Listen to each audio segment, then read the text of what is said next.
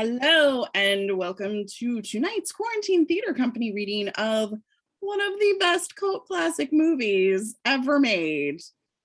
Makes me want to have some cotton candy real bad. Killer Klowns from Outer Space. With us, we've got a delightful group of 4 people. Yay! Doing the heavy lifting and being Bob, Kathy, Tracy, amongst other people. And he's going to be a clown with a K, George. We also have Travis with us. He's going to be Mooney and DJ and Fire. And, you know, he's also another clown, but with a C in the script. So welcome, Travis. And we also have Logan with us. Your name is not Mocha. Why did I say that? Logan's going to be Mike, Mrs. Franco, Rich, Green, and some other people. And of course, my name is Anne. I'm going to be Debbie, Stacy. God, I sound like a cheerleading crew, a clown and a girl and other people. So without further ado, let's get this going. Do the shenanigans. All right. Killer Klowns from Outer Space by Charles Giotto and Stephen Giotto. Fade in. Exterior roadside overlook night. A couple is sitting in the front seat of a car. They appear to be making out passionately. We move closer and see Kathy fighting off her drunken boyfriend, Joe Lombardo. She tries to slap him, but he stops her and kicks her out of the car.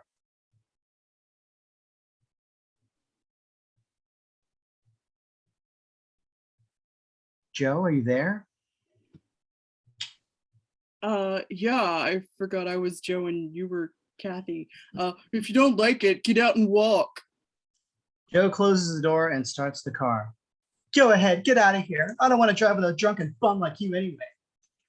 Joe peels out, kicking dirt and dust on Kathy. She curses under her breath as he leaves her in the darkness. In the distance behind her, a pair of headlights appear and move forward. Kathy turns and sees the lights approaching. Exterior mountain road, night. Joe is driving down a winding mountainous road, negotiating the precarious curves recklessly. He is slightly intoxicated.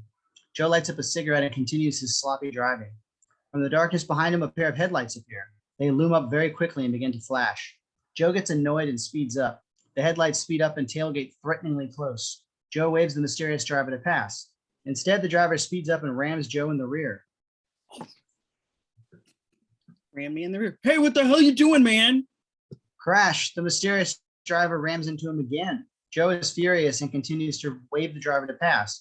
The pursuing car speeds up and begins to pass. The mysterious driver is pulling up alongside. Joe picks up a beer bottle. He's ready, waiting to see who the driver is. Pass me now, bitch. The mysterious driver pulls up alongside. Joe turns and sees the maniacal smiling face of a horrible clown driving next to him. Oh, shit. The clown is racing alongside Joe's car in midair with 2 floating headlights leading the way. The clown lets out an eerie laugh and begins to swerve his non-existent vehicle into Joe's car. Joe is jarred by the impact, narrowly avoiding driving off the road. Hey, man, what are you doing? The clown is trying to push Joe's car off the road. Panicking, Joe accelerates. A high-speed chase ensues, with the clown slamming his body into Joe's car. They approach a hairpin turn above a 1,000-foot drop. The clown and the car are racing side by side. With an evil smile, the clown smashes into Joe, sending his car careening over the edge, bursting into flames as it hits the bottom. From above, the clown looks down at the fiery wreck. Orange flames light up his evil face. His frozen, maniacal smile opens, revealing a set of nasty, sharp teeth as he laughs. Main title appears, Killer Klowns from Outer Space. Exterior Big Top Burger, night. We move down from the night sky to a colorful neon sign with a happy clown face, Big Top Burgers. We move down the sign to a crowded hamburger joint with a tacky circus motif. The inside is crowded with college students talking and eating. It's a popular hangout. Interior Big Top Burger, night. Inside, Officer Clifford Mooney, a member of the local police force, is carrying a cup of coffee, slowly working his way through the crowd of kids. Exterior Big Top Burger, night. Mooney exits through the side door. He's a 45-year-old Vietnam veteran with a persecution complex. Abusive of his authority, he has a self-righteous attitude that makes him difficult to deal with. Now free from the commotion inside, he pauses to sip his hot coffee. A group of students wildly run past him, causing Mooney to almost spill the hot liquid all over himself. He looks back at them disdainfully. Mooney gets into his police car. A group of 4 bikers rev up their bikes and peel out of the parking lot. Mooney pulls out. Interior police car, night. Mooney picks up the mic and calls into the station. This is Mooney calling in. Read you, what's doing, Cliff? Nothing yet, Dave, but Friday night's just starting. I'm heading across town to the park. I'll check in later. Over. Exterior downtown Crescent Cove, night. Mooney pulls out of Big Top's parking lot and cruises through the town of Crescent Cove. It's a small seaside community with not too much happening until the local state school, Crescent Cove College, is in session. As Mooney patrols downtown, we see the streets alive with college students. Exterior intersection, night. Mooney stops at a red light. He turns and watches Bob McDevitt, a Crescent Cove student with stylish white designer glasses, cross in front of him. He's carrying a brown paper bag with a couple of six-packs of beer in it. As Bob passes Mooney, he suspiciously tries to hide his parcel. Exterior intersection, night. Mooney watches him closely. The light turns green and Mooney drives off. Exterior downtown Myers drugstore, night. We follow Bob as he walks to his Ford Bronco parked in front of Myers drugstore. At the Bronco, he meets another male student with two co-eds.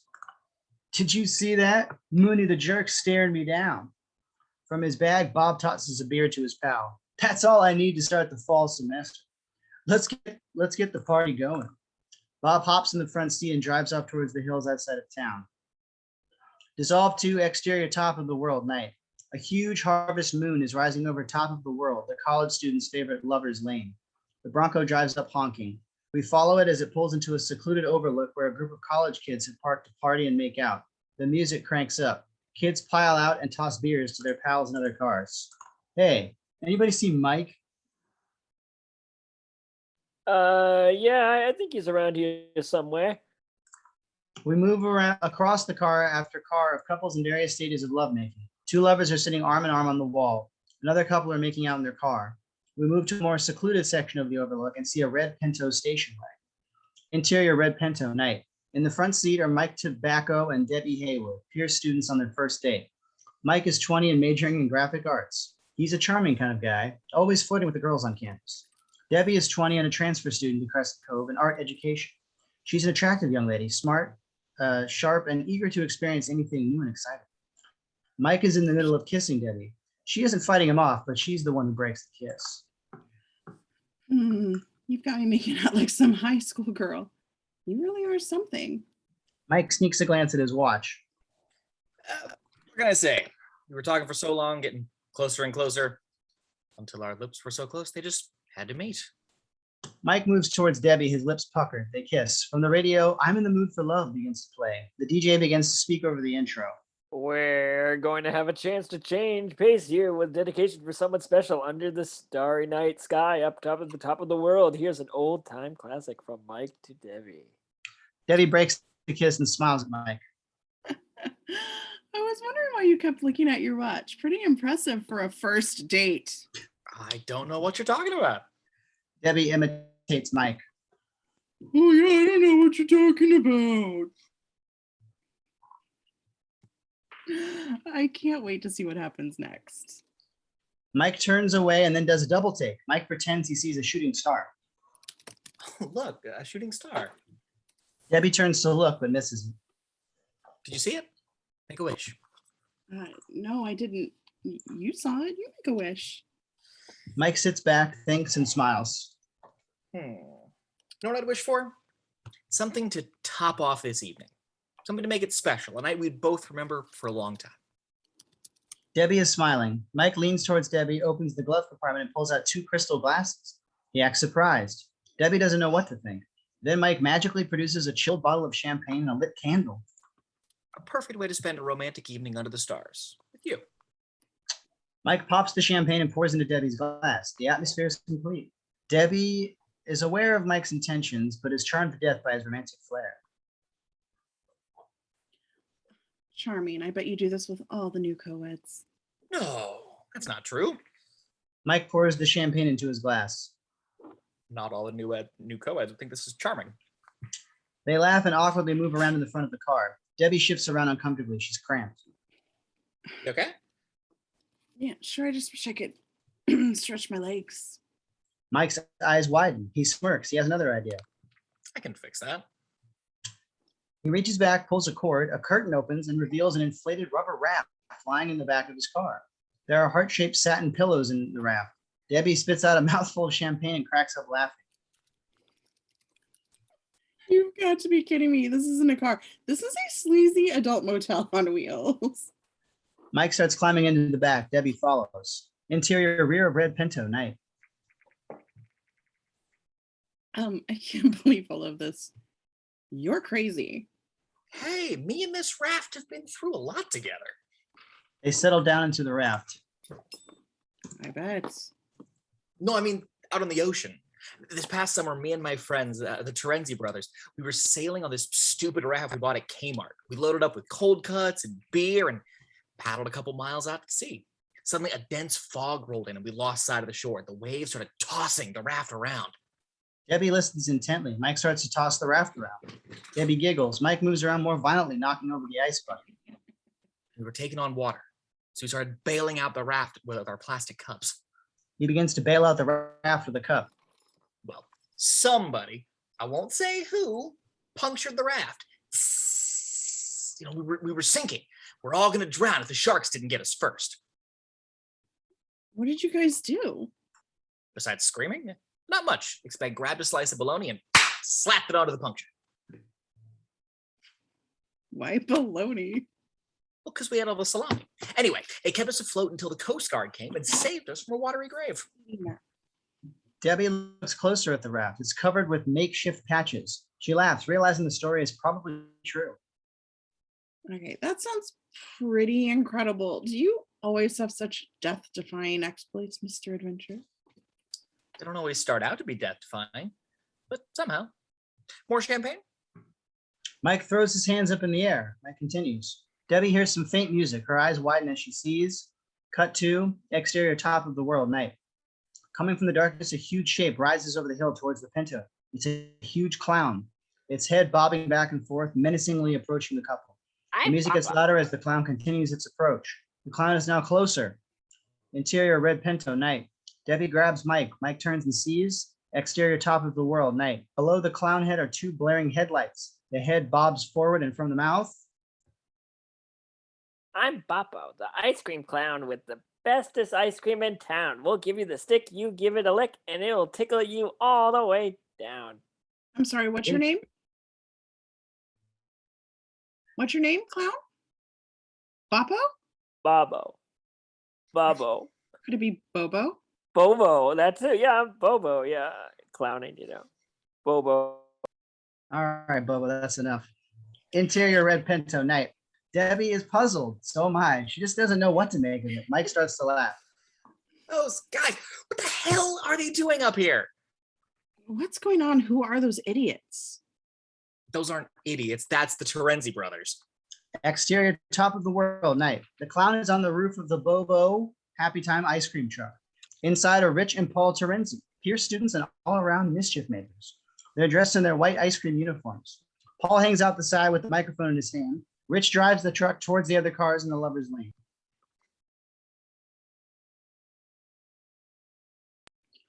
Ice cream, we brought our goodies here to you. A tasty treat for while you screw.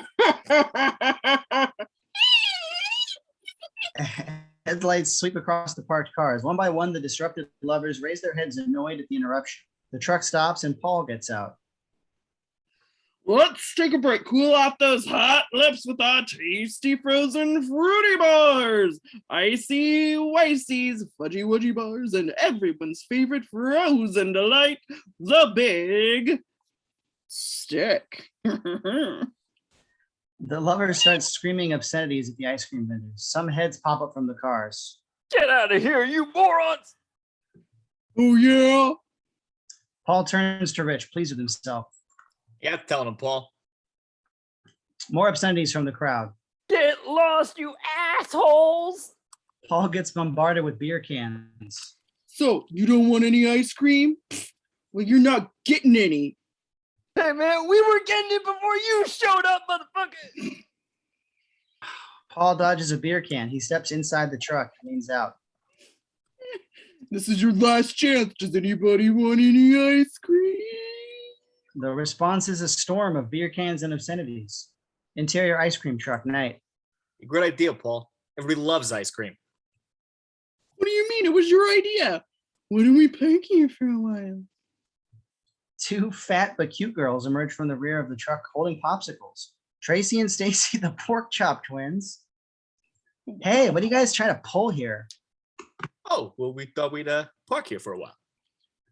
Well, like I said, we could have like all the ice cream we wanted, but you didn't say anything about parking. Yeah, hey, what kind of girls do you think we are? Rich and Paul look at each other and wiggle their eyebrows with wide grins. Told you they weren't that stupid. We want you boys to take us home right now. Yeah. Take it easy. Keep your shirt on. Don't worry, we intend to. The brothers look at each other and give in to the girls' demands. Exterior top of the world, night. The truck begins to pull away. Through the loudspeaker we hear, Yeah, that worked out just great. Well, don't blame me. I didn't want to come here. We drove all the way out here. We didn't sell any ice cream. How are we going to pay for gas? I don't know. You want to try the drive-in? They love ice cream at drive-ins. That's dumb. Maybe we could sell some ice cream. What's playing? the ice cream truck drives away and heads back towards town. Interior Pinto, night. Mike and Debbie have been watching the entire scene from the back of the Pinto. Mike is laughing. Debbie is strangely amused.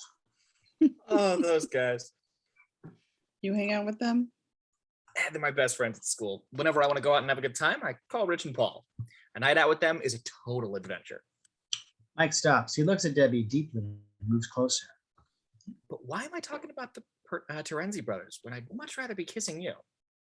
Mike leans over and kisses Debbie. They break, embrace, and ease down into the raft. They kiss deeply. They stop for a breather and look up at the stars.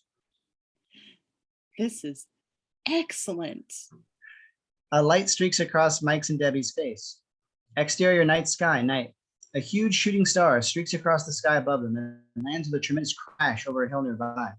Exterior top of the world, night. Inside the back of the Bronco truck, Bob McDevitt pops his head up and puts on his white rimmed designer glasses. Wow, check this out. A pair of female hands come up and pull Bob's head back down. Interior red Pinto, night. Wait, did you see that? Yeah, I saw that one. I couldn't miss it. It was tremendous. I can't believe how close it was. Let's go check it out. No way, it's a waste of time. It's thousands of miles away. We'll be blowing the entire night. Don't give me that. You saw it. It landed over the hill near the water tower. That's not thousands of miles away. Mike realizes the romantic moment is lost and he might not have a choice. Debbie challenges Mike. Come on, let's find out, Mr. Adventure. Mike makes one final attempt. You don't want to finish the champagne? Debbie chugs the champagne. Finish. Let's go. We're off. Mike downs his drink. He and Debbie hop into the front seat of the car and go racing off in the direction of the crash site. Exterior backwoods farmhouse, night. Farmer Gene Green is standing on his front porch with his dog Pooh Bear. He has just seen the shooting star streak by overhead. He's got a National Geographic magazine with Halley's Comet on the cover in his hand. Well, I'll be goddamn. Did you see that old sky jockey zip down over there, Pooh? Halley's Comet just landed in our backyard. Woo, we are going to be rich. Green runs in the house for a moment and comes out with a shovel, a couple of buckets, and a lantern. Farmer Green and Pooh Bear walk off into the darkness. Exterior woods, night. Green and his dog are working their way through the underbrush. A mechanical whirring sound is heard up ahead. Pooh Bear starts barking. What's that? You hear that too, girl? Yeah, sounds like something's going on up there. Green and Pooh continue. Exterior field, night. They come upon a clearing in the woods. Green looks out into the field, shocked. He can't believe what he sees. Standing before him, lit by the full moon, is a multicolored big top tent about 20 feet high and 300 feet around.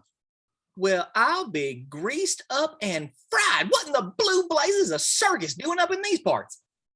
Well, I love the circus. Come on, maybe we can get some free passes. Green happily walks towards the tent. Green gets closer and comes upon a cable of purple light that stretches from the ground to the tent. Where is everybody? There's nobody around. I don't know, Pooh. There's something a little peculiar around here. Green approaches the tent. Exterior circus tent. He walks around the perimeter of the tent. Pooh follows behind. Well, there's got to be some kind of entrance here somewhere. Where is the goddamn ticket booth? How's a person supposed to see the show? As Green walks around, a shadow appears inside the tent and follows him. Pooh looks back curious. A yellow streak of light appears on the tent's surface, and a slit mysteriously appears. funny clown hands holding a huge dog catcher's net slowly emerges. Pooh Bear looks up, whimpers, and is swept up in one quick swipe. The slit closes. Farmer Green continues his search, notices Pooh Bear is missing. Pooh? Pooh Bear! Where is that dog? He backtracks to look for Pooh and notices her kerchief by the tent. He looks for some kind of opening in the tent. No luck. He begins to bang on it. It clangs like a hollow steel drum. Something mighty funny going on around here. He bends over and tries to go under the tent flap. He can't seem to find the bottom of the flap. Green digs down into the soft dirt and discovers the tent continues below the surface. What in tarnation is going on here? Green kicks the tent with his foot. The tent echoes with an empty tone, and Green hops around in pain. God damn, this thing ain't like no tent I've ever seen. Where's my dog? Where's my Pooh Bear? I'll rip this dang thing apart with my bare hands. Green is angry now. He grabs one of the support cables and pulls it. It emits large purple sparks on contact. Farmer Green is tossed about until he can break free. Shit! This thing is wired. His hands are smoking and he blows on them. Suddenly, a large clown appears in the foreground. Green, a little surprised, sees the clown and approaches him. As he comes closer, Green's eyes fill with fear. Something is horribly strange.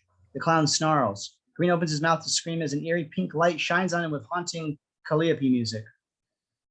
Exterior woods back road, night. Mike and Debbie are driving through the woods on back dirt road. They're looking for familiar landmarks.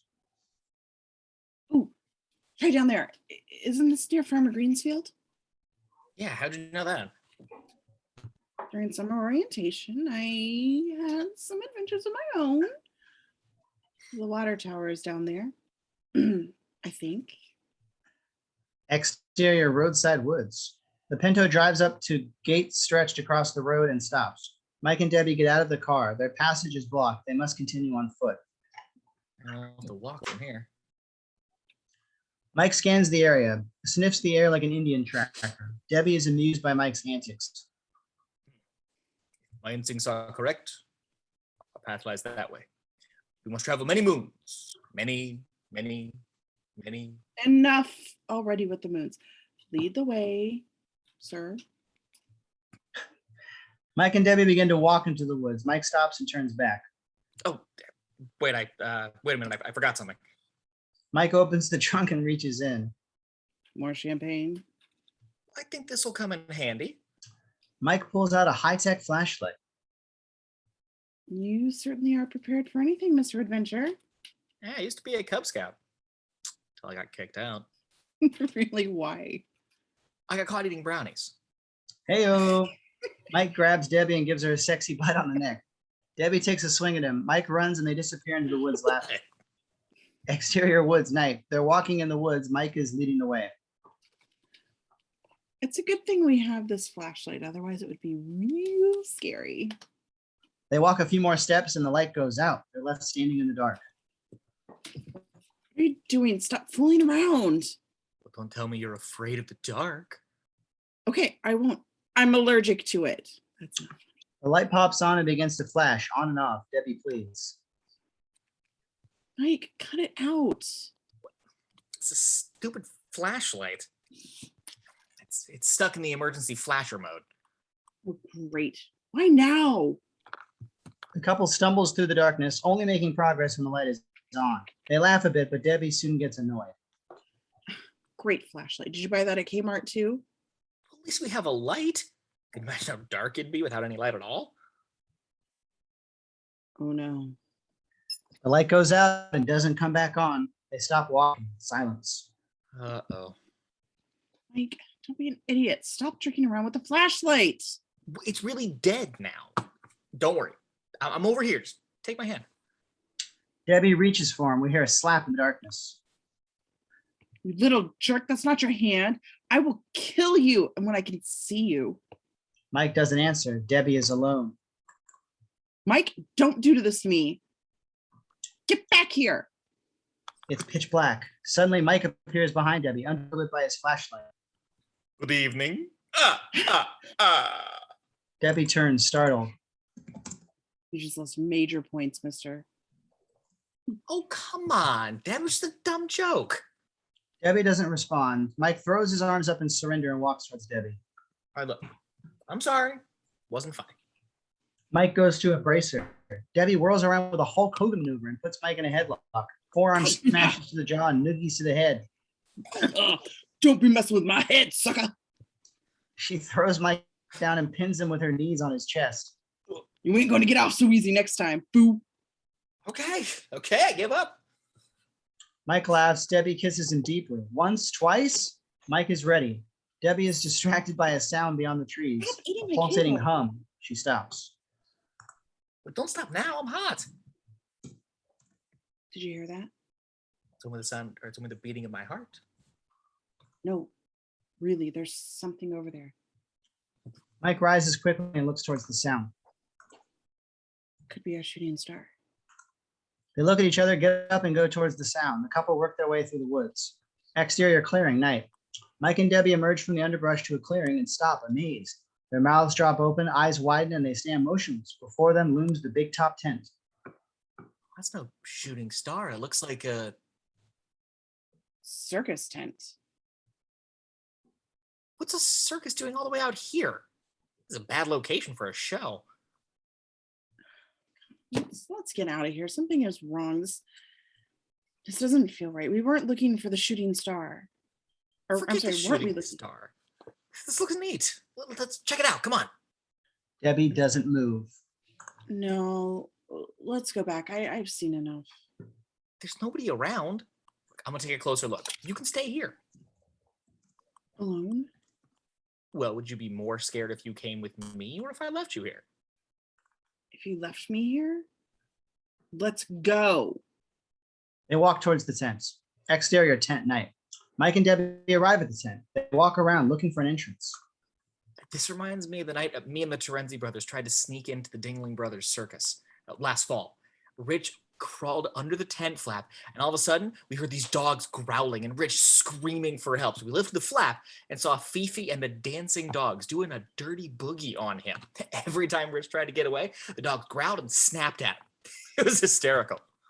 Debbie starts to smile. What happened? Oh, they had their way with him. Rich has very fond memories of the circus. Walking around the tent, they laugh together quietly so they won't be discovered. On another side of the tent, a yellow streak of light traces a doorway in the canvas, revealing an opening. A clown carrying a fishing pole exits from the tent. Mike and Debbie come around just in time to see the clowns walking away. Wow, did you see that clown? This is great. Yeah, right. Debbie feels uneasy. Mike jumps to the opening. No one is around. You want to check it out? Mike enters. Debbie hesitates. No, we better not. You might come back. Mike pops his head out. Debbie, you're going to love this. Well, come on. Don't be a baby. Clowns are funny. What are they going to do? Tickle us to death? Debbie moans, not wanting to be a killjoy. She reluctantly follows. Shit. Mike takes Debbie by the hand and they disappear into the darkness. Interior big top corridor, night. The couple is walking cautiously through a darkened corridor, in and out of pools of colored lights. The corridor gradually brightens as they proceed. What kind of circus is this? As they continue, the light gets brighter and we see the walls have a multicolored candy striped pattern on them. Looks like Liberace's playroom. No, this is that new wave European circus fantastique. Mike is into it. He plays a sideshow barker in this bizarre circus. He dances around. Hurry, step right up and see the Circus Bizarro. Debbie begins to relax. She nervously giggles at Mike's antics. She follows. As the circus barker, Mike continues. Come one, come all, step right up, little lady. Don't be shy, don't be stupid. Come see Tina, the talking turnip. See the living Mickey Mouse. See the incredible Mrs. 50-50, half man, half woman, the perfect double date. Debbie can't help but laugh at Mike's insanity. That's it, my little lady. Step right up and see Gumbo, the toothless elephant. And folks, right over here, see Belinda, the bulimic wonder. Watch her binge and purge before your very eyes. Debbie tries to stifle her laughing. Mike, keep it down. Somebody will catch us. Mike quiets down. Okay. Isn't this place great? It must have been decorated by Bozo the Clown. I don't know. That clown gives me the creeps. Didn't you want to run away and join the circus when you were little? not me. I wanted to run away from the circus. Mike listens intently. Really? How come? Debbie takes a deep breath and reflects seriously. I was 5 years old. My mom and dad took me to the circus for the first time. The lion tamers, the acrobats, tightrope walkers. I guess it was okay, but then this little car drove up and stopped right in front of me, and out came this huge clown, and he jumped over me and lifted me out of my seat, and everybody was laughing. Mike listens intently. And he like threw me on his shoulders and like ran out into the center ring, and I got it. God, I was petrified. And then the other clowns began to dance around and honking horns and squeaking the horns at me, and then their cakey white faces and yellow eyes and dingy teeth, they started tormenting me. They were tormenting me. It was terrifying, and I'll never forget those horrible smiling faces as long as I live. Mike is watching Debbie's face. She is genuinely disturbed about clowns. Don't worry. Nothing in here is going to hurt you. How much further do you want to go? Mike turns and looks down the corridor.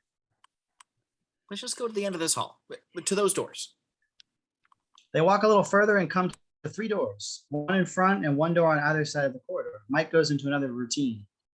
All right, Debbie, which door do you want to choose? Door number 1 or door number 2 or door number 3? Mike's fooling around eases Debbie's fear. She plays along. Oh, gee, Monty, I think I'll take door number 2. No, number 1. No. 4. No. No. 2. Oh, Monty. They both laugh. Mike fumbles, looking for a way to open the door. Well, perhaps you should have gone with what was in the box. Mike hits a button. Whoosh! A rush of air surges as the door suddenly opens. Their expression changes from laughter to awe. They step through. Cut 2, interior spaceship power chamber, night. Mike and Debbie are standing in the doorway overlooking a cavernous power facility that spirals hundreds of feet below them. From the depths, spinning turbines powered by what seems to be a huge gumball machine generate an enormous amount of energy. The couple is dwarfed by the vastness of the interior. They're dumbfounded. Debbie grabs Mike's arm as they peer out over the edge. No Funhouse. Yeah, and it's no circus either. I can't believe it. What is this, like a nuclear power plant? No? Military base? No. Missile silo? No. A recycling plant? Debbie pulls Mike back through the door. Interior big top corridor, night. Debbie throws Mike against the wall. No, Mike. The shooting star. What are you talking about? Debbie grabs Mike's shoulder and holds him close. The shooting star. We were looking for it. We're in it. The sound of footsteps. Mike and Debbie freeze. Someone is coming. What's that? They look down the corridor. I don't know, but it's coming our way. Shadows stretch across the corridor floor, approaching them. In a panic, they search for a way out. Debbie, door number 1. Mike opens the door and pushes Debbie into the next room. Door slams shut behind them. Interior cocoon room, night. Mike and Debbie enter a long meat locker type room. Everywhere are Dr. Seuss type contraptions, a weird storage facility. Suspended from the ceiling are a number of 4-foot pink cocoons. They seem to be made of a pink fibrous material reminiscent of cotton candy. The couple relaxes, safe from immediate danger. They move through the room. How are we going to get out of here? Mike surveys the situation. He notices a sweet, syrupy scent permeating the air. What kind of place is this? Mike sniffs. It's like candy in here. I don't know what we saw out there, but it looks like a cotton candy factory. Debbie looks at him. She can't believe he would think of anything so stupid. No, it's not. Do you realize where the hell we are? I've never seen anything like this before. You've never seen anything like this before. No one has. I don't know. I don't believe in UFOs, but if they are real, we are trapped in one now. Oh, that's too weird. That's like National Enquirer stuff. Just calm down. There's got to be a logical explanation for this. This isn't what you think it is. Debbie walks over to the cocoon and takes a closer look. This isn't cotton candy. Nobody stores cotton candy like this. Mike, in an effort to calm Debbie's fears, reaches over and tears a chunk from the cocoon. Look, Debbie, you see?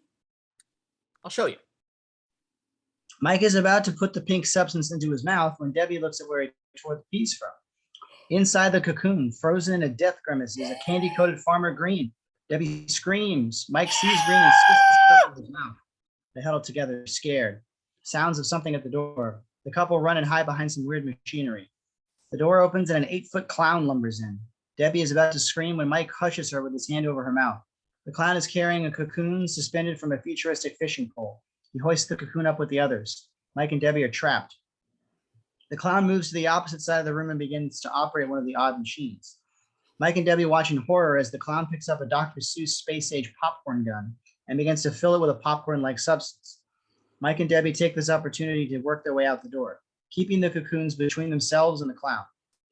As they get closer to the entrance, they pass the freshly hung cocoon. Mike glances at it and recognizes the contorted body within. Mike is shocked. That's Joe Lombardo. The clown perks his ear up and turns to them. They've been discovered. Debbie jumps up and races for the door. Mike is right behind him. The clown lets out a horrifying screech, picks up his weapon, and moves towards them. Interior big top corridor, night. Mike and Debbie clear the doorway and bolt down the corridor. They run for their lives. Behind them, the clown leaps into the corridor, Rambo style, aims his wacky weapon and fires. A barrage of popcorn spores blasts down the corridor. Mike turns around and sees the cloud overtaking him. He pushes Debbie faster. The popcorn spores are gaining on them. Mike and Debbie are getting closer to the entrance. Spores closer. Exterior big top entrance, night. As Mike and Debbie burst from the tent/spaceship, they are hit with a deluge of popcorn spores and knocked to the ground. Are you all right? I think so. What is this stuff? Popcorn? Popcorn? What the hell are they doing to us with popcorn? I don't know. The couple quickly get back on their feet and race for the woods with popcorn all over them. Two clowns emerge from the entrance, looking around for their prey. They look left, right, then down, and notice a trail of popcorn leading to the woods. One clown pulls out a long, thin balloon, twists it around in his hands, and creates a balloon dog. They lumber after them with the balloon dog leading and sniffing the way. Exterior woods, night. Mike and Debbie are stumbling their way through the woods. They're scraping and scratching the popcorn off themselves as they go. The balloon dog raises his head, sniffs, howls, then follows. Exterior roadside woods, night. The couple reach Mike's car and pause for a moment. They hear the strange howling of the balloon dog in pursuit. They look at each other. Mike, let's get out of here. They get into the car, brushing off as much popcorn as they can. Interior car, night. Mike quickly starts the car. Clowns are seen approaching through the back window. Mike pops the car in gear and accelerates in reverse. The car slams into the clowns. Mike and Debbie scream. Mike slams the car into drive and peels out. A clown leaps out in front of the car. Mike bowls him over, smashing the clown into the windshield. Debbie screams as Mike takes off, leaving clowns scattered on the ground behind him. Exterior roadside, night. Mike's Pinto races down the road. The clowns on the ground suddenly spring up and watch the car disappear into the night. Interior red Pinto, night. Mike and Debbie are frantic. Mike is hunched over the steering wheel, driving wildly. He glances behind them to see if they're being followed. Debbie scrapes the remaining popcorn spores from her body. Get this stuff off of me. This is insane. Popcorn? Why popcorn? What did they think they were going to do with popcorn? Clowns. They were clowns, that's why. They're not clowns. Sure, they're clowns. Not real clowns. That wasn't a circus. You saw the inside. Remember the shooting star? These things are from outer space and they're killing people. Yeah, Joe Lombardo. I saw him. He was dead. Gone. He's gone. But what are we gonna do? We gotta tell somebody. Hey, Mike, we've got to tell the police. Oh yeah, right. Run to the police station and tell them there are clowns running around the woods killing people with cotton candy. You know what they're gonna do? They're gonna throw me in the slammer just for the hell of it. I'm not too popular with the police department. No, I'll be with you. I have a friend at the police station. He'll believe us. I don't know. I wouldn't believe it. Mike, we have to. Trust me. Okay. I don't know. I guess so. I hope you're right. Exterior roadside, night. A clown enters and stands on the hill that overlooks town. In the distance, Mike's car races down the hill towards town. He pauses, turns, and begins walking towards town. Other clowns enter and march into town. Exterior police station, night. A small town's police station. There's a Crescent Cove police station sign out front. A police car pulls up and stops. Interior police station, night. Inside, we move through the station house. We see the disorganized mess of Officer Mooney's desk. It's cluttered with forms and reports.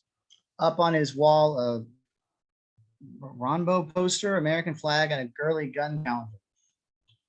We move further to another desk, which is tidy and organized. Above hangs a police academy diploma and several citations of valor. Officer Dave Hansen enters and sits at the second desk. Dave is a 26-year-old police academy graduate. He's a conscientious young man who works hard and believes in his profession. He pours a cup of coffee and settles down to a quiet evening of police paperwork. Wham! The front door is kicked open. In come two punkers with Officer Mooney right behind them. Dave's work is interrupted by Mooney's entrance.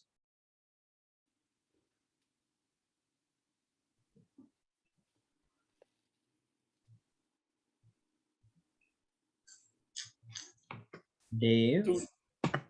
Don't know who Dave is. Oh, that's me. What's going on, Cliff? Same old shit. I got caught 3 boozing up in the park. We didn't do nothing. We were walking through the park on our way to the dorm, and we had a bottle of wine. Yeah, it's a beautiful night. We were just walking around. We didn't do nothing. Walking through the park. What are you two whack jobs on drunks, booze, or both? Whoa, Cliff. Cool down. Don't tell me to cool down. Who do you think you are, the chief? Don't start that. He left us both in charge. I'm tired of this shit. What do we have to do? Wait till these whack jobs go on an alcoholic drug-induced sex murder rampage? Dave tries to calm down the situation. It doesn't sound like they've done anything serious. He turns to the punkers. You go to Crescent Cove, right? Why don't you just stay on campus and do your drinking there? Why do you have to come into town? We don't have to just stay on campus. We live in this town too.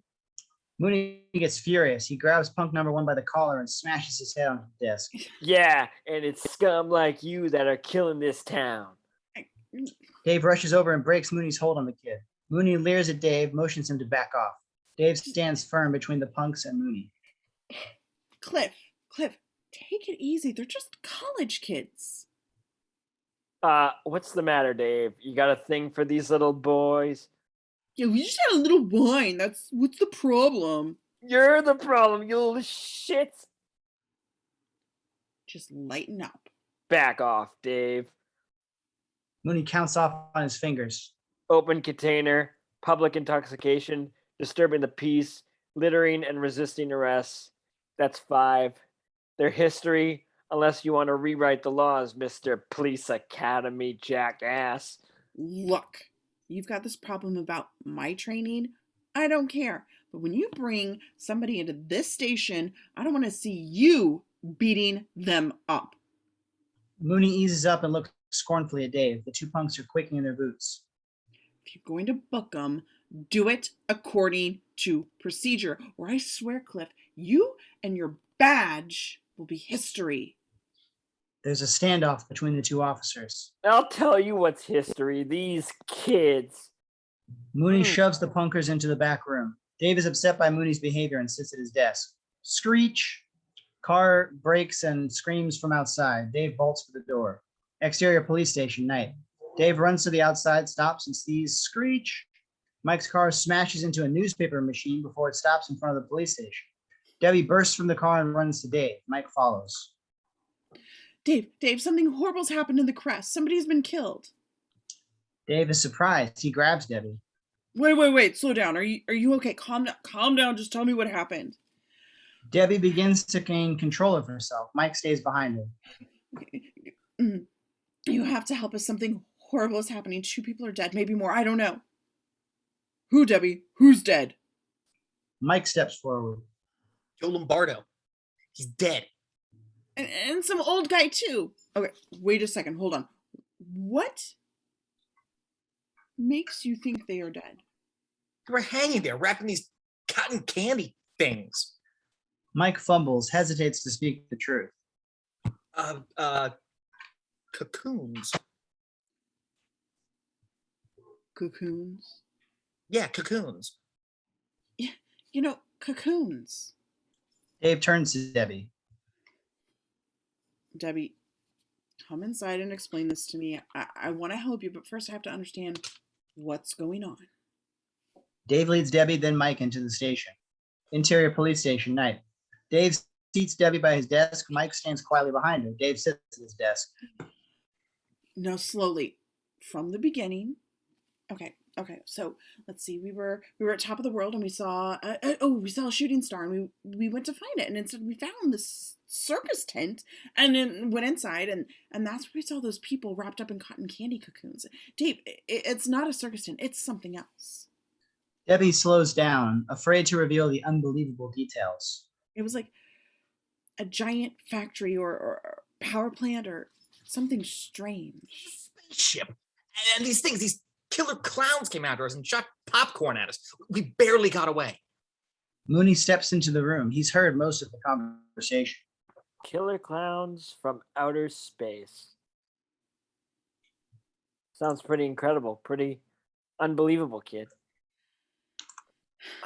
Mike is aghast. Mooney approaches. He's the one person Mike wanted to avoid. Mike steps behind Debbie. Dave, please believe us. We're telling the truth. Well, let me tell you something, honey. I was just up there, and there's nothing going on. Debbie interrupts me. politely. Excuse me, we were talking to Dave. Mooney is about to say something, but shuts up. Dave looks at Mooney sternly. Hold on. They say some people are dead. Let's hear them out. Right, Dave. Clowns, cotton candy, flying popcorn. That's it. Make a fool of the police department. I told you I was up there. Who are you going to believe, me or this little tramp? Dave loses it when Mooney insults Debbie. You're out of line. I'm handling this. He turns to Debbie. Okay, Debbie, who's your friend? Debbie hesitates for a moment. She's a little embarrassed. Oh, this is Mike. He goes to Crescent Grove too. You were up there at top of the world together. Debbie feels awkward as though Dave is prying. Mooney has been eyeing Mike. Suddenly it dawns on Mooney. I know you little shit. He points to Mike. You hang out with those Herzezi brothers or whoever the fuck they are. Clowns, I get it. This is another one of those stupid stunts to sell ice cream from the truck. Those hoodlums are running around and I know, I really believe this. You better go on now, Dave. Go before the clowns take over. Oh my God, clowns, cheap shit. When you get back from saving the world, I want a full written report so I can show it to the chief when he gets back here on Monday. Okay. Dave is furious. Mike looks at Dave. It all happened just like we said. It's true. Dave hesitates, thinks for a moment, then bursts into action. Okay, you two come with me. Mike and Debbie are relieved. Dave gathers his gear and escorts them out. Mooney watches. As Dave exits, Mooney pokes his head over the counter. Go ahead, Dave. Make a dummy of yourself, but you're not going to make a dummy out of me. Interior police car, night. Dave gets in the front with Debbie and Mike gets in back. The car pulls away. Dave is behind the wheel, fuming. Okay, we're going to go up there to check this out, but first, I'm taking you home. Mike is speechless. Debbie is put off by Dave's order. No way, I'm going with you. You can't tell me what to do. Mike perks up and nervously leans forward. Dave takes control. Debbie, listen to me. Don't tell me what to do. I'm going back up there with you. No, you're not. If there's any trouble, I want you to be safe. Mike is confused by their argument. Why is Debbie acting this way to a policeman? My God, stop babying me. I can take care of myself. Look, I don't want to get into this again. I don't have to listen to you. You're not my boyfriend anymore, all right? So stop trying to control my life. Mike falls back into his seat and feels like crawling under a rock. Dave is embarrassed. He continues quietly. You're right. Not your boyfriend anymore, but that doesn't change how I feel about you. Dave, God, Not again. We've been over this before. You know how I feel about marriage right now. Please don't do this to me. Sorry. You go home or I'll take you back to the station and lock you up for safekeeping. I hate you. Dave turns to Debbie and smiles. Debbie hates being told what to do, but is forced to give in. Mike is feeling extremely uncomfortable. Same. Exterior Debbie's apartment, night. The police car pulls up in front of Debbie's house, a 2-bedroom townhouse just off campus. Dave leans over and begins to speak to Debbie. Debbie cuts him off. Can I speak to Mike outside? Okay. Mike, feeling awkward, gets out and walks Debbie to a door. Your old boyfriend? I'm in for it. He'll kill me up there. Exterior Debbie's front steps, night. They reach the front steps. No, Mike. I'll follow you up there. Mike is frightened but stern. You don't want to go up there. You don't want to go up there. Look, do what he says. Stay here and lock the doors. I'll come over later if I'm still alive. Dave sees the two huddled and talking. Debbie notices. She grabs Mike and gives him a very theatrical kiss goodbye. Mike glances over to the car. Great timing, Debbie. Mike walks down the path and stops halfway and looks back to Debbie, then continues towards the police car. He moves to get in the front seat, but changes his mind and gets in the back seat. The police car pulls away and heads up the hill. Exterior downtown district, night. Clown feet hitting the pavement. Distorted reflections in windows and on surfaces as the clown moves through town. The clown stops at Myers drugstore. He acts like a robot display clown. 2 pretty girls walk by and giggle as they enter the store. The clown does a funny little turn and follows them in. Exterior park, night. Downtown Crescent Cove Memorial Park with a bandstand in the center. A college student is finishing a Big Top burger as he walks around the bandstand. He carelessly tosses the remains up into the bandstand. He continues and gets the mess tossed back at him. He stops, looks up at the bandstand. No one. He walks up the stairs and sees a clown standing in the bandstand. Amused, the kid walks into the bandstand and watches. The clown places his hands behind his back. He fumbles around, pulls out one hand, and surprise! On it is a cute little girl hand puppet. He reveals his other hand and has a cute little boy puppet on it. Puppets kiss. She pushes him away and says no. He says yes. She says no. He says yes and advances. She screams and runs. A puppet chase ensues. The kid is entertained. The girl hides behind the clown's head, and when she comes out, she's armed with a toy ray gun. The boy puppet stops with his arms up. The girl puppet pulls the trigger and blows him away. Zap. All that remains is the smoking sleeve. The clown's hand pops back up. The kid is relieved. The girl puppet points the ray gun at the clown. He shakes his head. Oh no. The puppet turns the gun towards the kid and fires. Zap. A pink ray shoots out and the kid is enveloped by a pink fibrous material. The kid is now encased in a pink cotton candy cocoon. The clown blows away the pink smoke from the barrel of the little ray gun. Interior Myers drugstore, night. The clown works his way through the store, tossing items about and gathering various other items in his arms. He turns the corner and knocks over a huge rotating display case. Crash! Mr. Myers, the elderly pharmacist, peers out from behind the counter. Exterior Big Top Burger, night. A Big Top Burger sign is flashing in the background as a clown enters frame. Big Top Burger is a fast food hamburger joint with a distinctive circus decor. We know. A clown motif is evident throughout the restaurant and the adjoining playground. Interior Big Top Burger, night. Inside, families are enjoying the food. 3-ring burgers, high-wire fries, and flying burritos. At one table, 2 families are catching a bite after an evening of miniature golf. A mother enters and puts on a handful of ketchups.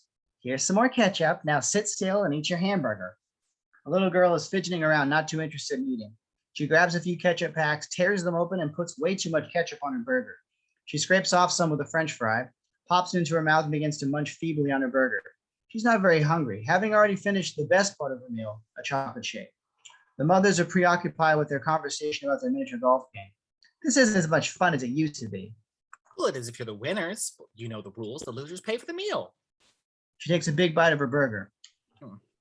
Let's see. We've beaten you at ping pong, bowling, and now golf. How would you like to be beaten next? With shuffleboard, Monopoly? We certainly do enjoy the victory feasts.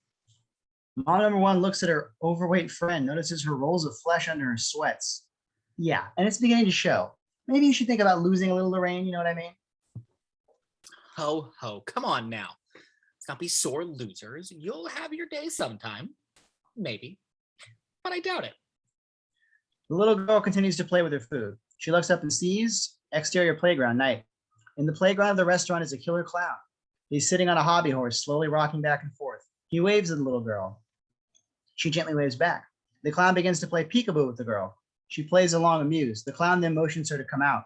Interior Big Top Burger, night. The girl turns to her mom, who is engrossed in conversation.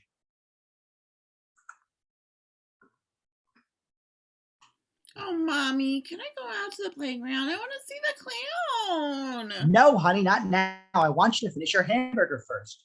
The Ugh. girl is disappointed. She takes a bite of her burger, but can't finish. The clown is coaxing her out. She turns and looks at her mom, then back to the clown. She takes her burger, slides it under her napkin, and looks to her mom. The clown gets up from the horse. A big, broad smile stretches across his face. The moms are still gabbing away. We see the little girl's empty seat. The little girl is walking towards the doorway to the playground. The clown is leaning forward, gesturing the girl towards him. Behind his back, the clown is holding a formidable candy-striped mallet. The clown is drooling at the mouth with anticipation. The little girl is moving towards the door, getting closer and closer. The clown is waiting.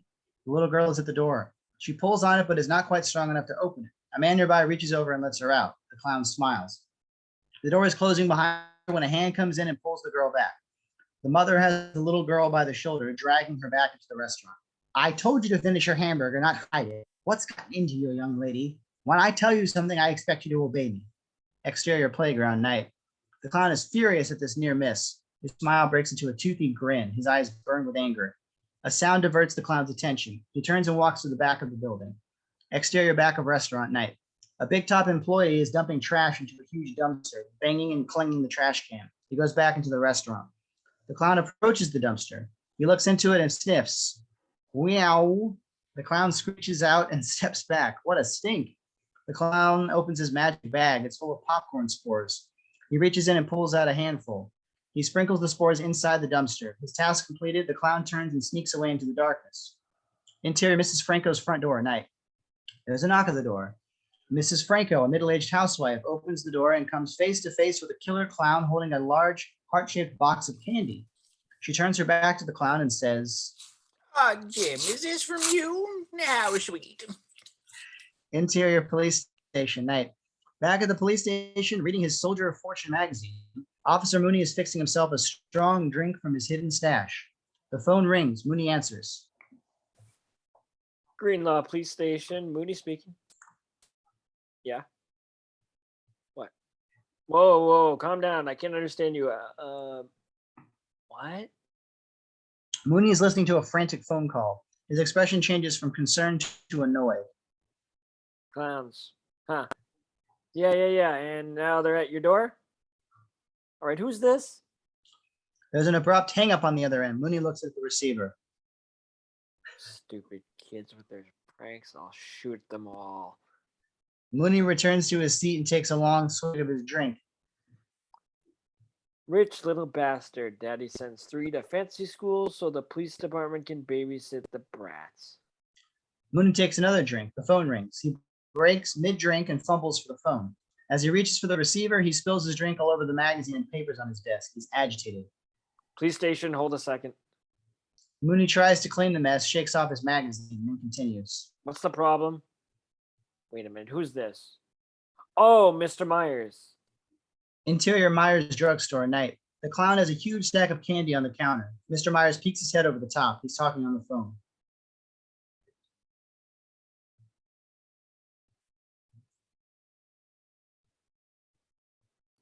Oh, Cliff, I think I have a bit of a problem here.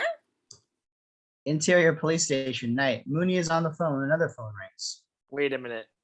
Not you too, Mr. Myers. Hold on. Mooney grabs the other phone, answers. Yeah, police station. Money here. Mooney here. What?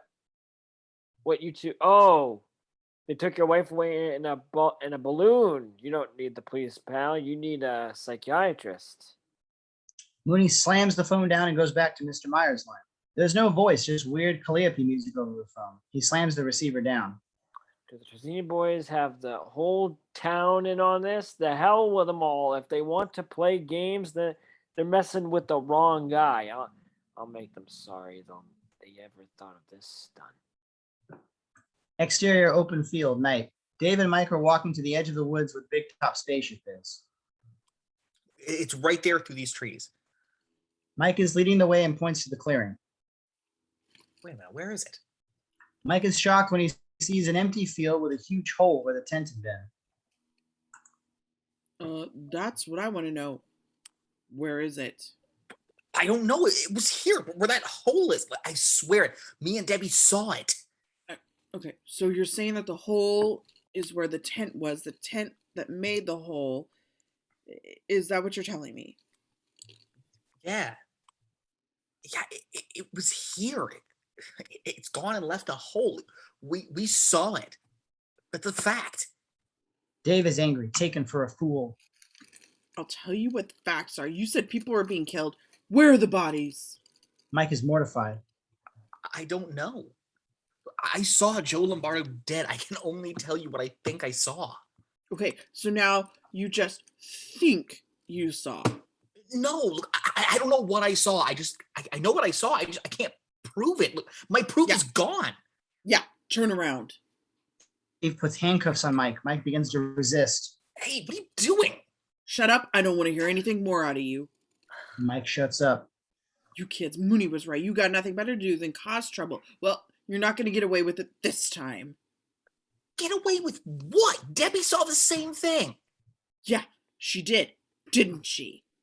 Dave pushes Mike back towards the car. Interior Debbie's living room, night. Scantily furnished college-type decor, cinder block, end tables, milk crate bookshelves, overall neat with a feminine touch. Debbie enters from the kitchen holding a glass and a bottle of wine. She stands nervously, reflecting on the evening's events and Mike's whereabouts, helpless. Debbie, impatient, picks up the phone and dials. Rainlawn Police Department. I think this is you, Mooney. Officer Mooney here. Debbie doesn't say anything. She has second thoughts. Who is this? Come on, who is this? Debbie gives up. Talking to Mooney is useless. She hangs up. She takes a drink of wine directly from the bottle. She stands and ponders. She slowly looks up and sees her reflection in the mirror. She's a mess, dirty and drained from her experience. What a night. She goes upstairs. Pause recording.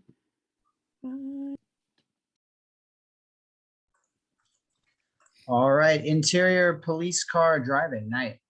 Silence. Dave is steaming. He's reflecting on the events, facing Mooney and Debbie's betrayal. They drive past Top of the World. Dave glances over and notices something isn't quite right. He drives by, then stops. Dave looks back, pauses, then backs into Top of the World. Exterior Top of the World, night. The police car pulls up and stops. What's wrong? Just stay here. Dave gets out with his flashlight and walks towards the cars. Everything seems normal except no kids. Silence. He looks into the car. The door is locked and the keys are in the ignition. Dave is puzzled. No radios, no lovers. He shines the flashlight around. A glint off of a Bronco truck catches his eye. He walks over and notices pink strands hanging from the aerial. He touches them. They're sticky like a spider's web. He follows the strands around the truck to the other side. He looks in, but the windows are fogged. He reaches for the handle and slowly opens the driver's door.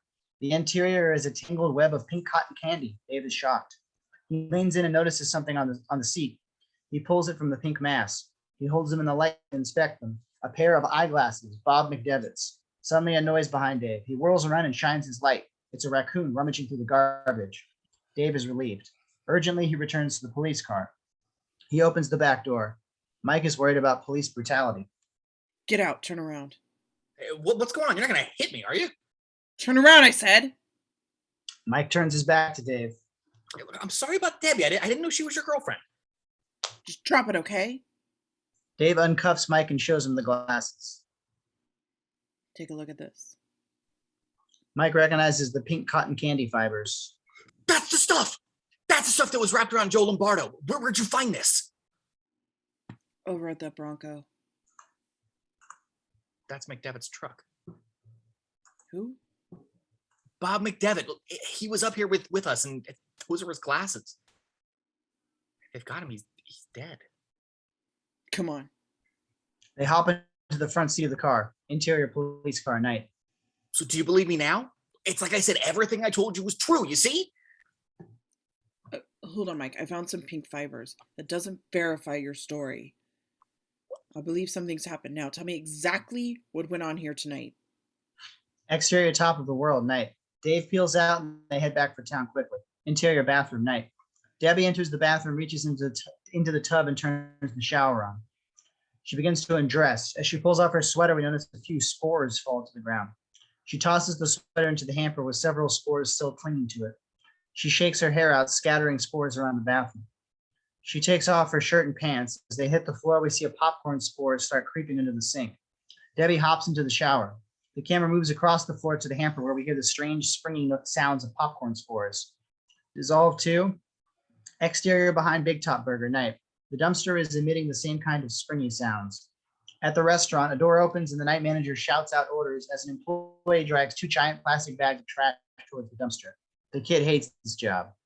The boy lifts up the lid and tosses 1 bag in. The springy sounds start popping louder and attract his attention. He pauses, looks around, then towards the dumpster. He heaves the 2nd bag in, closes the lid, and walks away. Boing! The springing sounds are louder and greater in number. He hears it, pauses, then continues to walk away. A louder boing. He stops, turns, and walks back to the dumpster. Slowly, he opens the lid. He cautiously leans his head into the dumpster and peers in. Spring, swish, in a flash, springy things zip out of the darkness, attach themselves to the boy. He struggles, kicking for an instant, then is pulled into the dumpster with amazing speed. The lid snaps shut. We hear the muffled screams of the boy mingled with the curious springy sounds. Exterior roadside, night. Dave is racing Mike back to town. Interior police car, night. Mike has just completed a calm, detailed account of his clown adventure. Look, we thought the police were the only ones that could help. Okay, it's okay. You did the right thing. We'll head back to Pearson and see if we can track down your friend McDevitt. Why? He's dead. His girlfriends are dead. The clowns got them all. Okay, we don't know that for sure. I'll call the police, I'll call the state police in Marlborough. They'll have a lab. Maybe someone up there can tell us what the stuff is, because it's not cotton candy. Mike is relieved. He settles back into his seat. Yeah, finally. That's what I've been telling you. Mike and Dave are quiet for a while. Dave glances at Mike. He has something to say. Look, I'm sorry I was a little rough with you on back there. It's been one hell of a night for me. Mike feels very awkward. Gee, what can I say? I didn't know about Debbie. Look, it's got nothing to do with you, really. It's me. It's obviously she goes for laughs, not stability.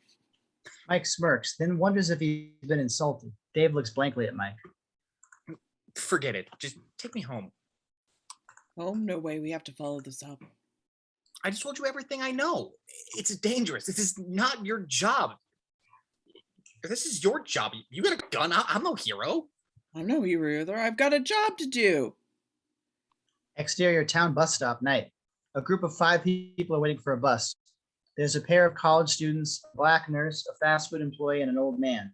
Some are sitting on the bench, others are standing nearby.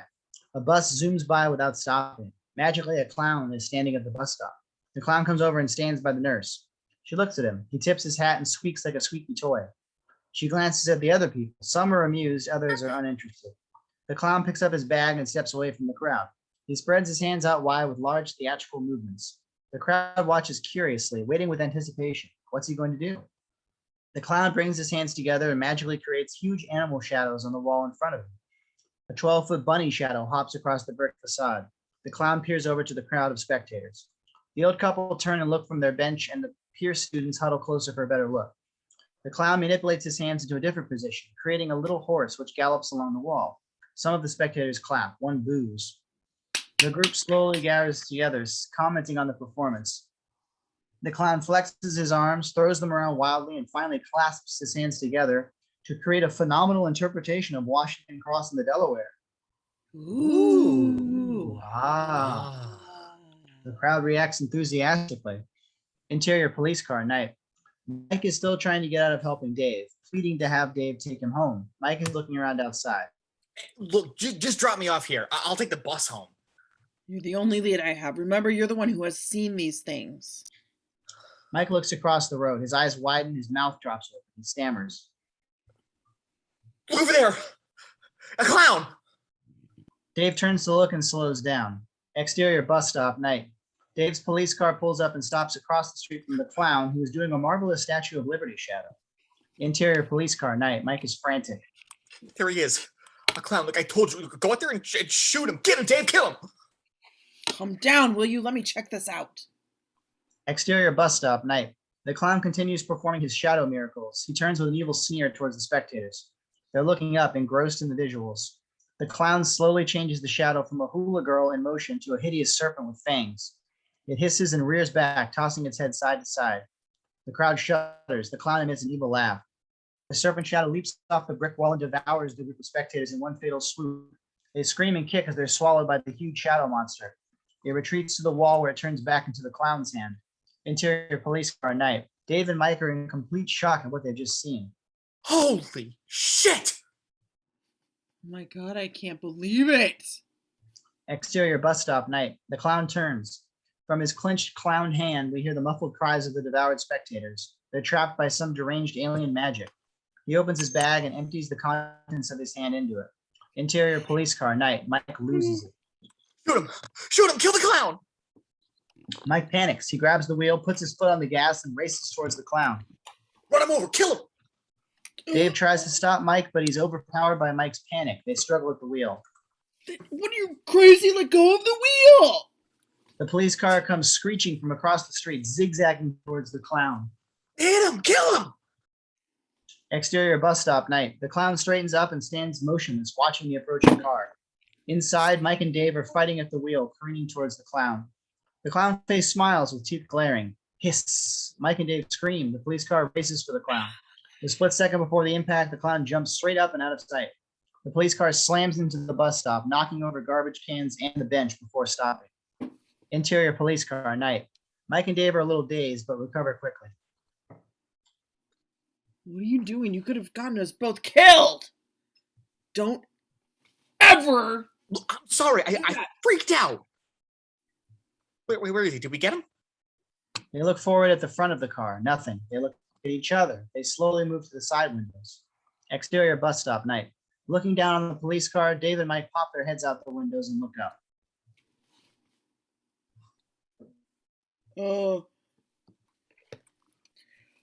One Baker 5 calling. This is Dave. Do you read me? Over.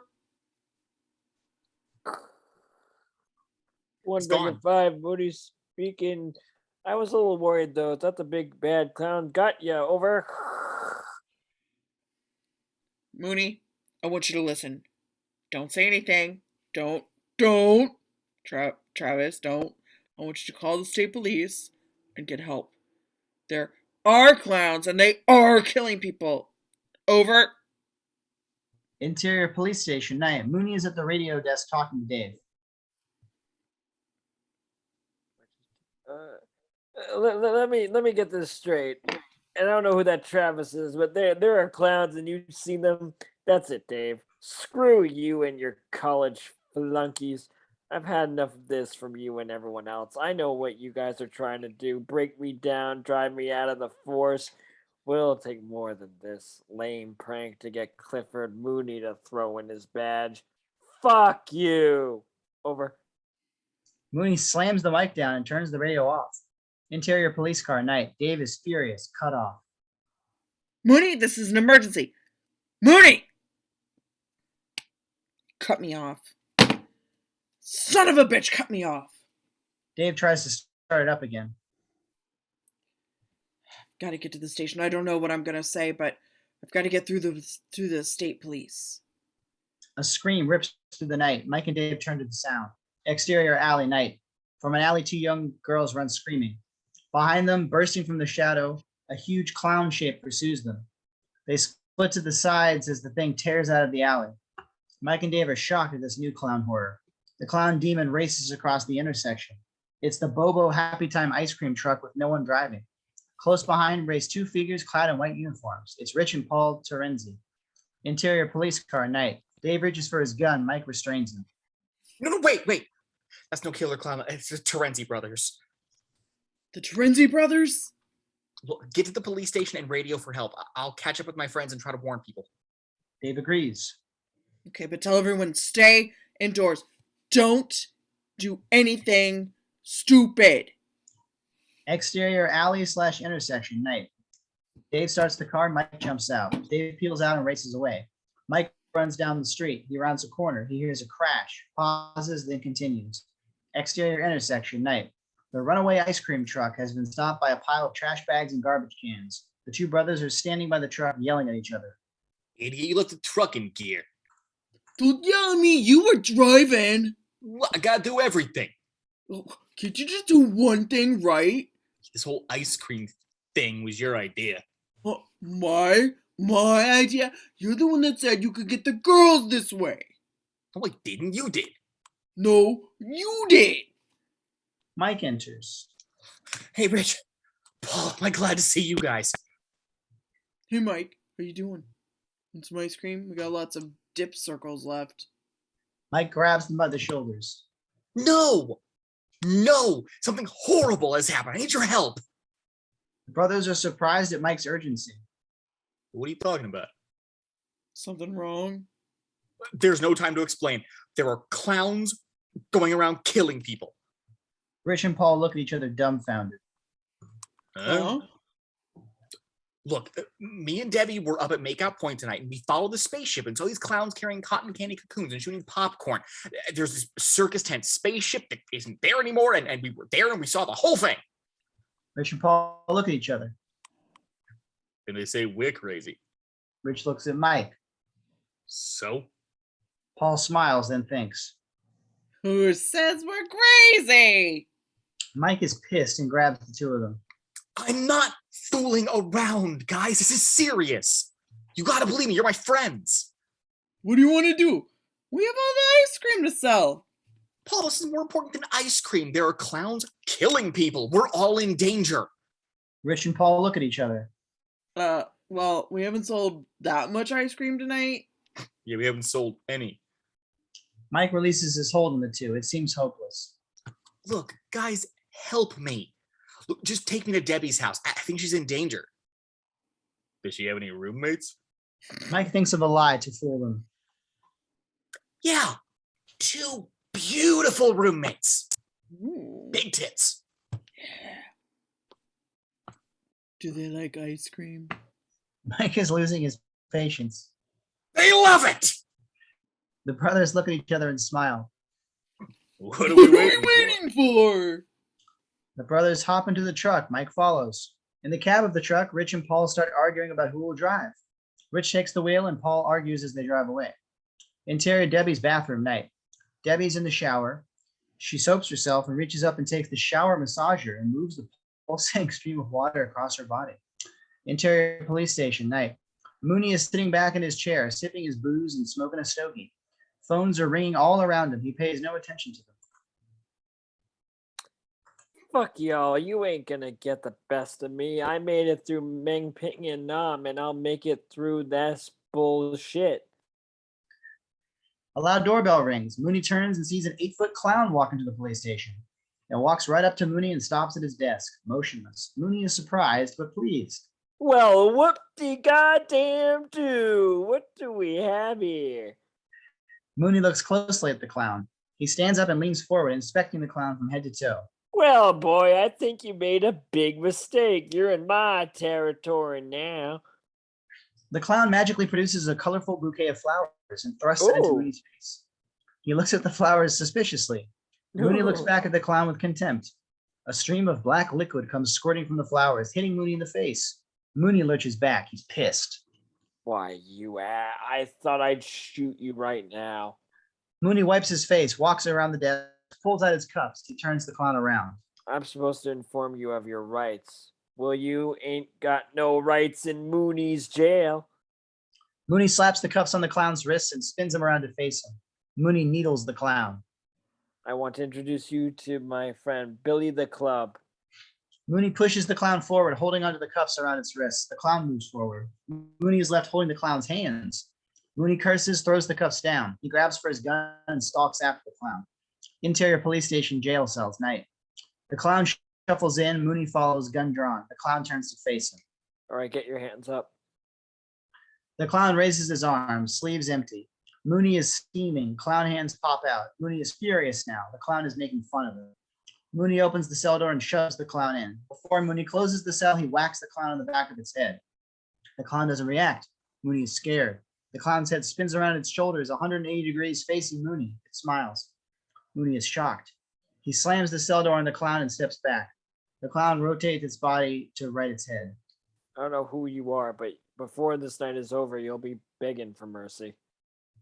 The clown pulls out a party favor, puts it to his lips and blows. It unfolds and shoots through the cell bars towards Mooney.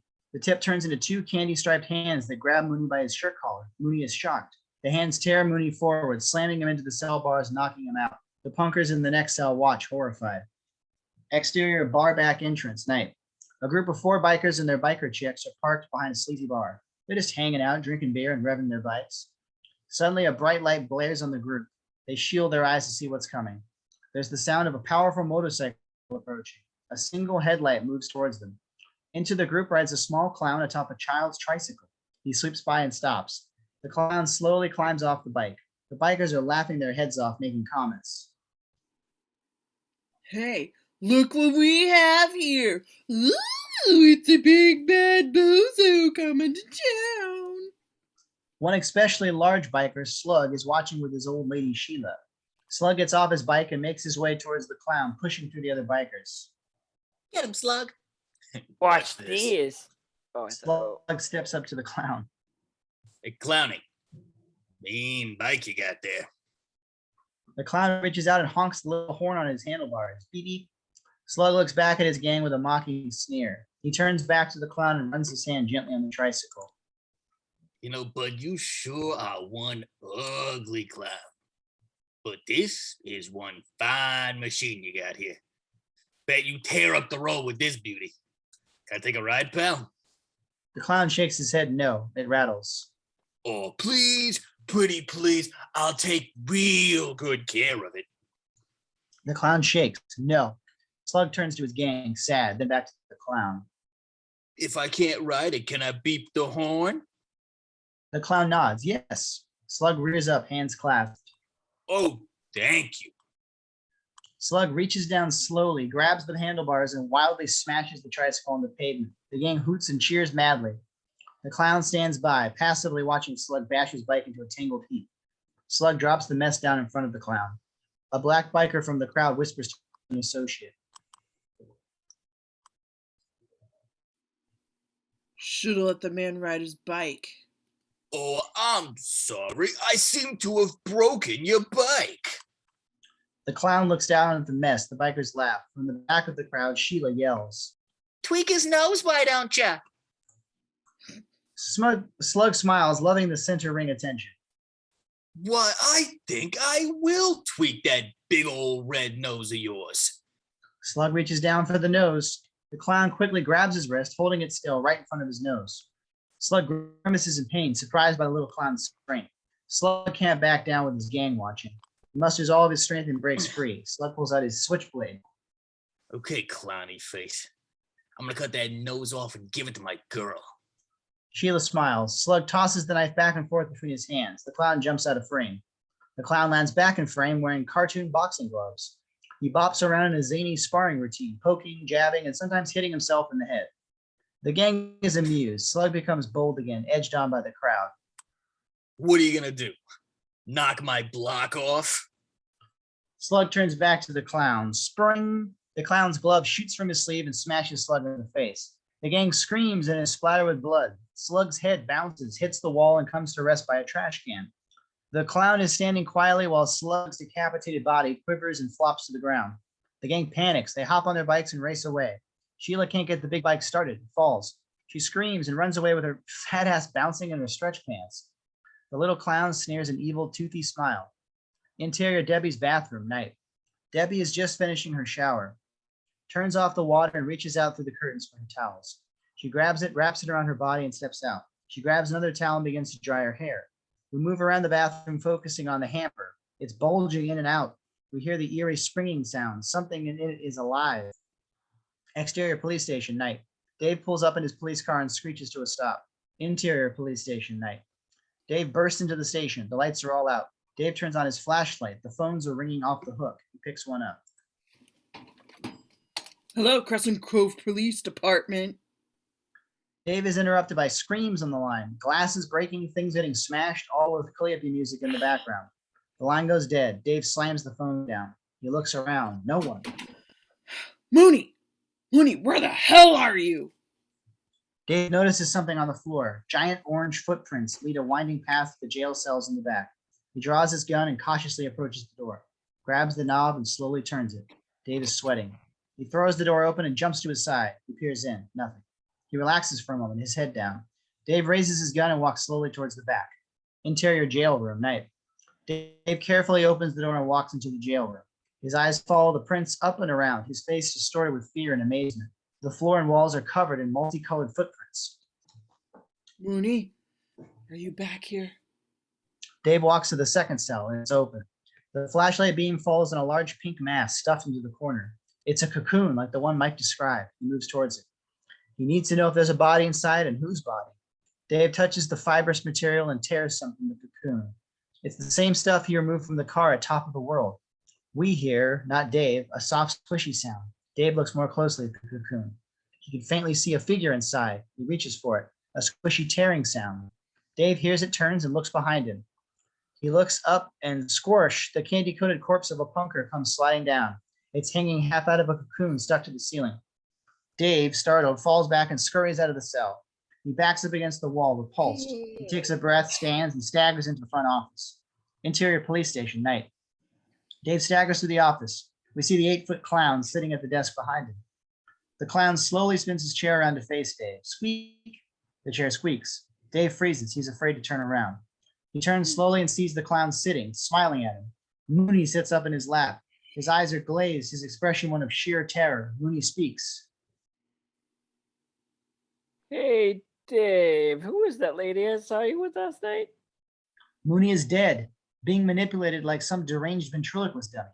Dave is in total grossed out shock. He stands there dumbfounded. Don't be afraid, Dave. We only want to kill you.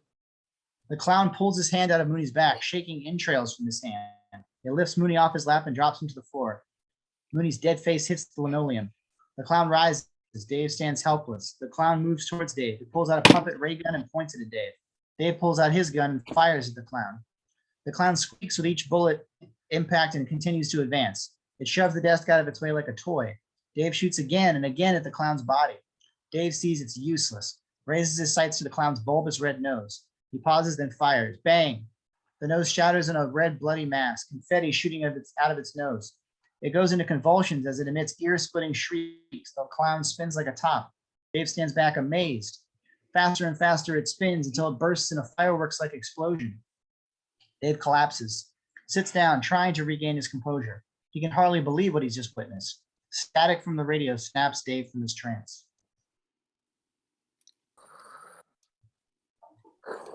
This is Marble Station headquarters calling. Come in, Green Lawn, Dave Mooney. Please check in on anyone there. Do you read me over? Dave perks up, races to the mic, and answers. Marlboro State PD, this is Green Lawn PD calling. Emergency, do you copy? Over. Jesus Christ, Dave, is that you? We've been trying to get you through to you two for the last hour. What's going on down there? Over. God, Jack, thank God. We need your assistance. The town's gone crazy. People are killed. Do you copy? Over. Yeah, we copy. What is the nature of the emergency? Over. Dave hesitates. What can he tell them? They're maniacs dressed up as clowns on a killing spree. Over. Maniac clowns? What are these? Who are these people? Over.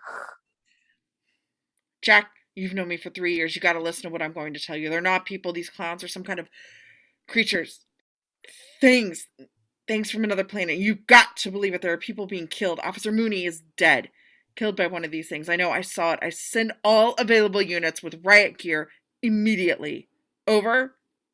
Silence. No response. Dave calls back. Serious. Jack, believe me. Please believe me. Over. Static. Dave, we copy. You sit tight, buddy. Calm down. Assistance is on the way. Over. Dave sits down, relieved that help is on the way. He tries to collect his thoughts what to do next, who to contact. Debbie! Dave jumps up, races over to the gun rack. He pulls out a couple of rifles. He dashes to the ammo cabinet, piles, stacks of cartridges in his pockets. Dave races out of the police station. Interior ice cream truck, night. Mike is sitting in the front cab with the Terenzi brothers on their way to Debbie's house. Rich is driving. Mike is still trying to convince the guys that they are killer clowns. Yeah. Clowns from another planet. Sounds like pretty weird to me, dude. Like, tell me more about Debbie's roommates. Come on, guys. You're beginning to sound like Mooney. Now I'm insulted. I've been so insulted all my life. Sure you have. Look, cocoons, popcorn guns, monster shadows. What do you think we are? We're not as stupid as we look, all right? Mike gives up. This isn't the first wild thing you tried to put over on us. Oh, remember Hidden Lake? Forget Hidden Lake. This is different. We have to be total morons to believe this clown invasion crap. Oh, yeah. If there are killer clowns running around, then I'm Porky Pig. The ice cream truck turns the corner, screeches to a halt. All three look and see. Exterior street, night. In the street before them, a large vacuum-type machine is moving down the center of the street. It's a wanky, bulbous machine with a clown perched on top, operating a swinging arm with a huge vacuum hose. Clowns emerge from the buildings carrying cocoons and balloons. The cocoons are placed in the street to be sucked up while the balloons are placed in racks on the back of the vacuum machine. The clowns continue with their ghastly task in a methodical manner. A middle-aged man bolts out of hiding and makes a mad dash down the street away from the machine. A clown turns, sees the fleeing victim, pulls out its puppet ray gun, and blasts the man. Mike, Rich, and Paul see the man hit with a pink ray and enveloped in a cotton candy cocoon. It falls to the ground in front of their truck. Interior ice cream truck, night. Mike, Rich, and Paul look at each other with blank stares.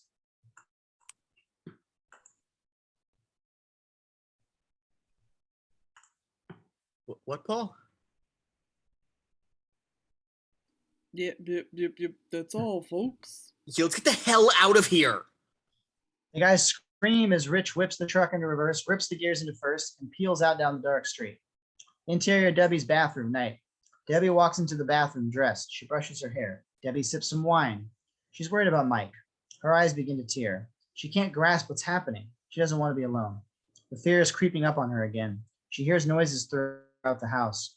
She hears a springing sound coming from the cabinet behind her. She turns to it. In a flash, something bursts towards her out of the hamper. Two small, abhorrent clown jack-in-the-boxes with dripping, snapping jaws. Debbie jumps backward, barely evading the slashing fangs. She slams into the sink. Immediately, the medicine cabinet bursts open, and another jack-in-the-box creature lunges. This one digs its teeth into Debbie's shoulder. She screams, but the thing is amazingly strong, and she can't free herself. She struggles in agony to reach the aerosol can on the counter. Just as she's about to grab it, a second clown leaps from the cabinet and bites into her shoulder. She falters for a moment. In desperation, she grabs the can and sprays it in the eyes of the clowns. They release her and emit an unearthly shriek and spring wildly about in agony. Debbie slams the cabinet doors closed on them. The hamper clowns hop towards her. She kicks the hamper and it falls in front of the door. Her escape is blocked by the hamper clowns. She looks for another escape. Slowly behind her, the toilet lid begins to open. Rising menacingly behind her is a larger, even more gruesome jack-in-the-box demon. It snarls, revealing its corroded, dripping fangs. It recoils on its spring like some huge cobra preparing to strike. Debbie whirls around and comes face to face with the thing. It lunges. She falls backwards into the tub. The thing snaps at her.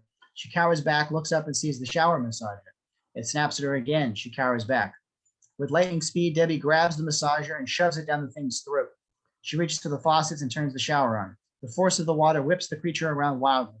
She grabs the shower curtain, runs at the creatures blocking her exit, throws the curtains over them, and leaps out the door.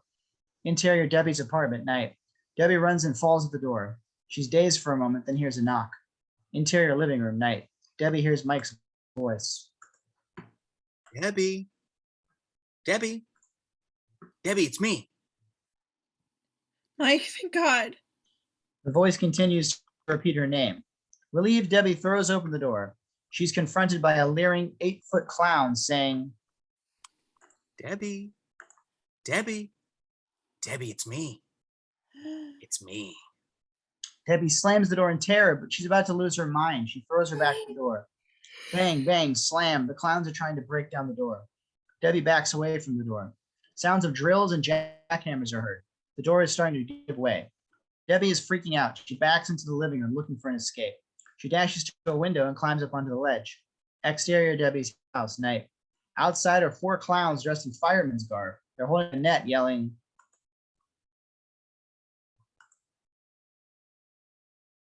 "Jump, jump, jump."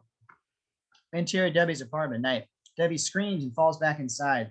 A crash is heard as the door breaks open in a cutout shape of a clown.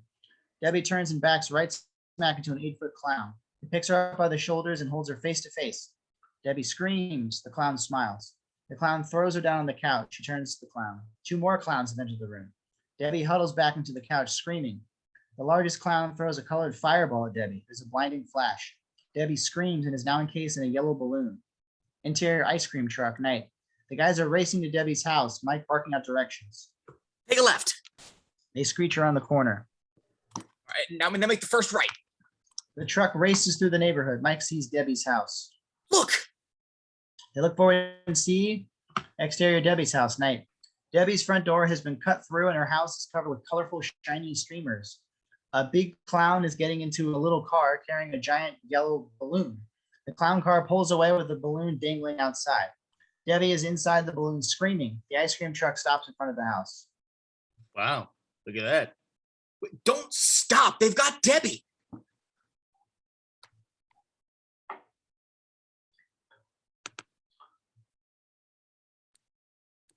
What's that, Paul? I lost my place. What about her roommates? They're getting away, Rich. Look, we can't lose them. They've got Debbie.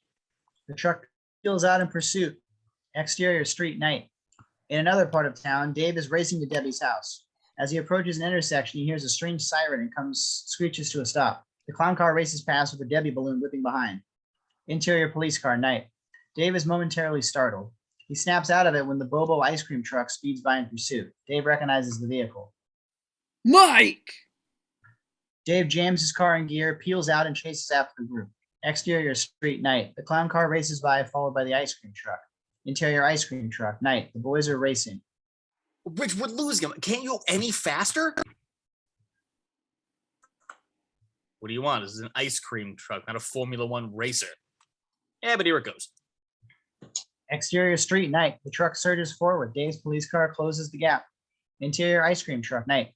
They're racing along. Paul looks in the side mirror and sees the police car with sirens blaring. Hey, Rich, man, the cops, stop the truck. Mike reacts. Dave! Rich slams on the brakes hard. Exterior street, night. The ice cream truck stops in the middle of the road. The police car comes screeching and smashes into the rear end of the truck.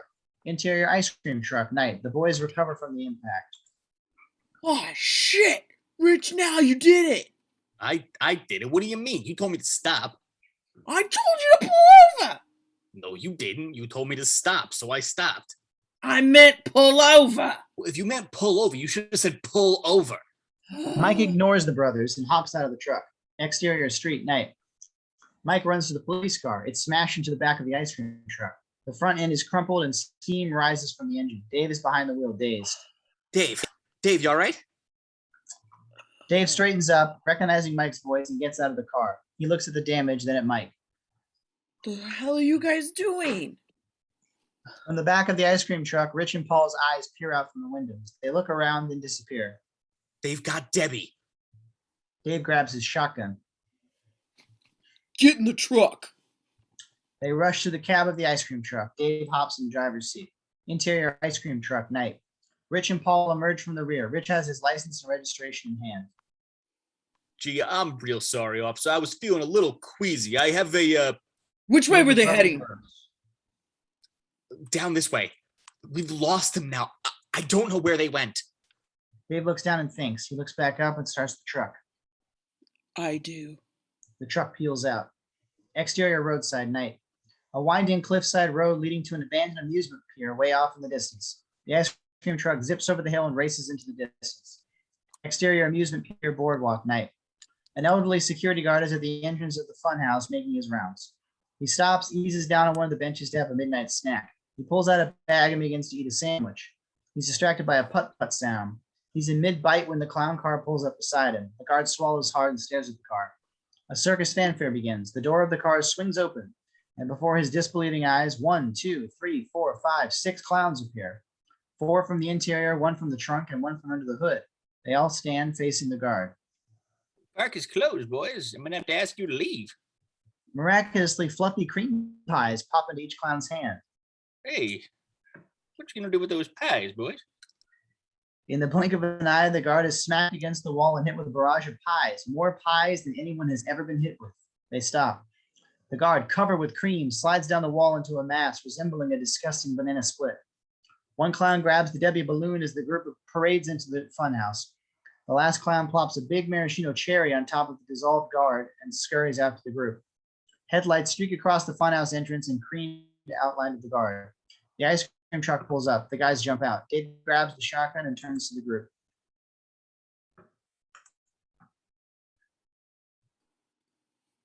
Now, stay together. The Terenzis wander over to the mass of goo. Rich yells. Hey, look at this stuff. Mike and Dave join them. Looks like a watermelon ice cream. Dave notices a flashlight with a gnarled skeleton hand attached. It's not. Dave looks to Mike. They're both worried. Let's go.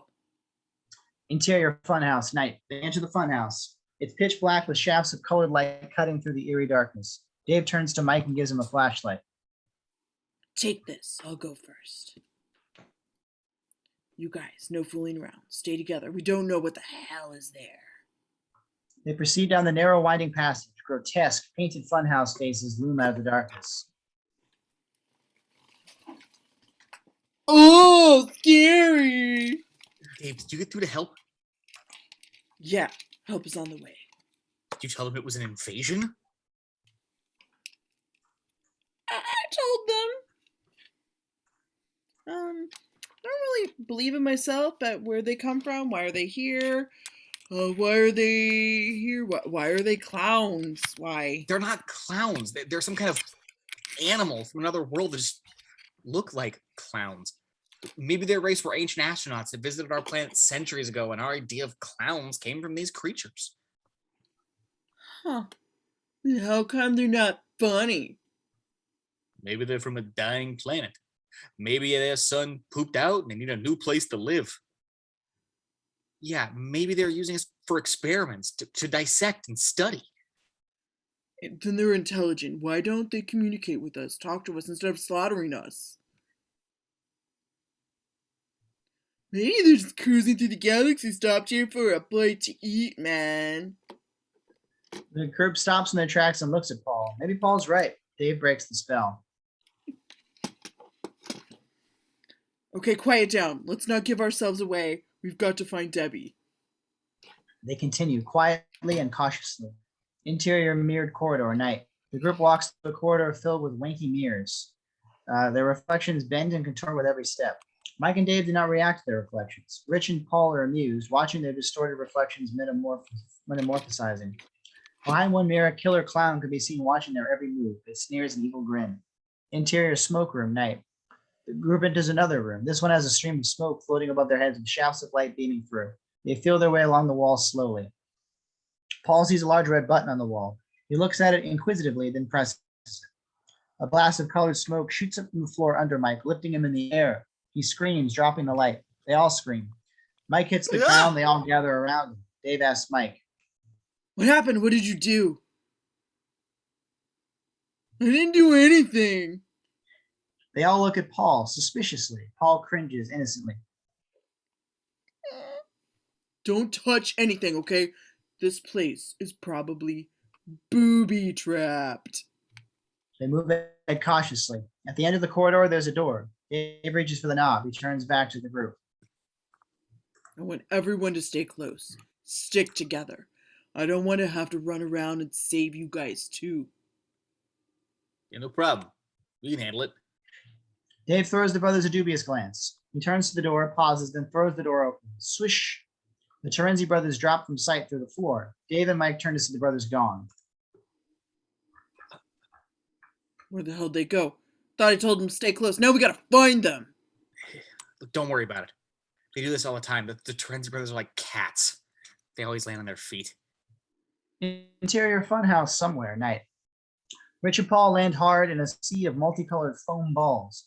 They shake themselves off, look up, then around to get their bearings. They look at what they've landed on, then at each other. In front of the guys, 2 pairs of clown feet slowly descend. The boys look up. Standing before them are 2 ugly female clowns with big tits. They smile at the boys. Rich and Paul sit there helpless. Paul smiles. Are you Debbie's roommates? Interior big top corridor night. Dave and Mike continue down a corridor following a low humming sound. Things begin to look familiar to Mike, like the interior of the big top tent he was in earlier. Hey, this looks like the tent Debbie and I were in. And that sound. Mike sees a door. Over there, that door. Go inside. The 2 slip into the room. Interior cocoon room night. The door shuts behind them. Inside are cocoons and balloons arranged neatly in rows. There are hundreds of them. Mike and Dave are stunned at the number of victims. This is where we were before. Where we saw Joe Lombardo's body. Looks like they've got the whole town. This is incredible. We've got to find Debbie. What color balloon was she in? Mike thinks. It was yellow. Well, let's get to it. They race around the room looking through the rows of cocoons for Debbie's balloon. Suddenly the door opens and a clown enters. Mike and Dave freeze and sneak behind the cocoons. The clown closes the door behind him and stands blocking the exit. It searches the room, darting its head around, listening, sniffing. The clown walks towards the guys. It stops at a cocoon, sniffs it, and squeezes it. He moves to another one and repeats the routine. Mike and Dave are scared, confused. The clown is inspecting the cocoons and coming closer to them. Dave slowly reaches for his gun. The clown stops. He seems to have found one to his liking. The clown looks around to check if the coast is clear, then pulls out a large twirly straw. Mike and Dave watch curiously as the clown pokes the straw into the cocoon. He places it to his lips and begins to suck. A bright red liquid comes spiraling up the twisting straw into the clown's mouth. Mike and Dave are totally disgusted. The clown is sucking the juices of the victims encased in the cocoons. Ugh! The clown sucks until there's no more. He smacks his lips and burps. Mike and Dave understand the clown's motives. They're speechless. The clown exits through a door on the far side of the room. It opens.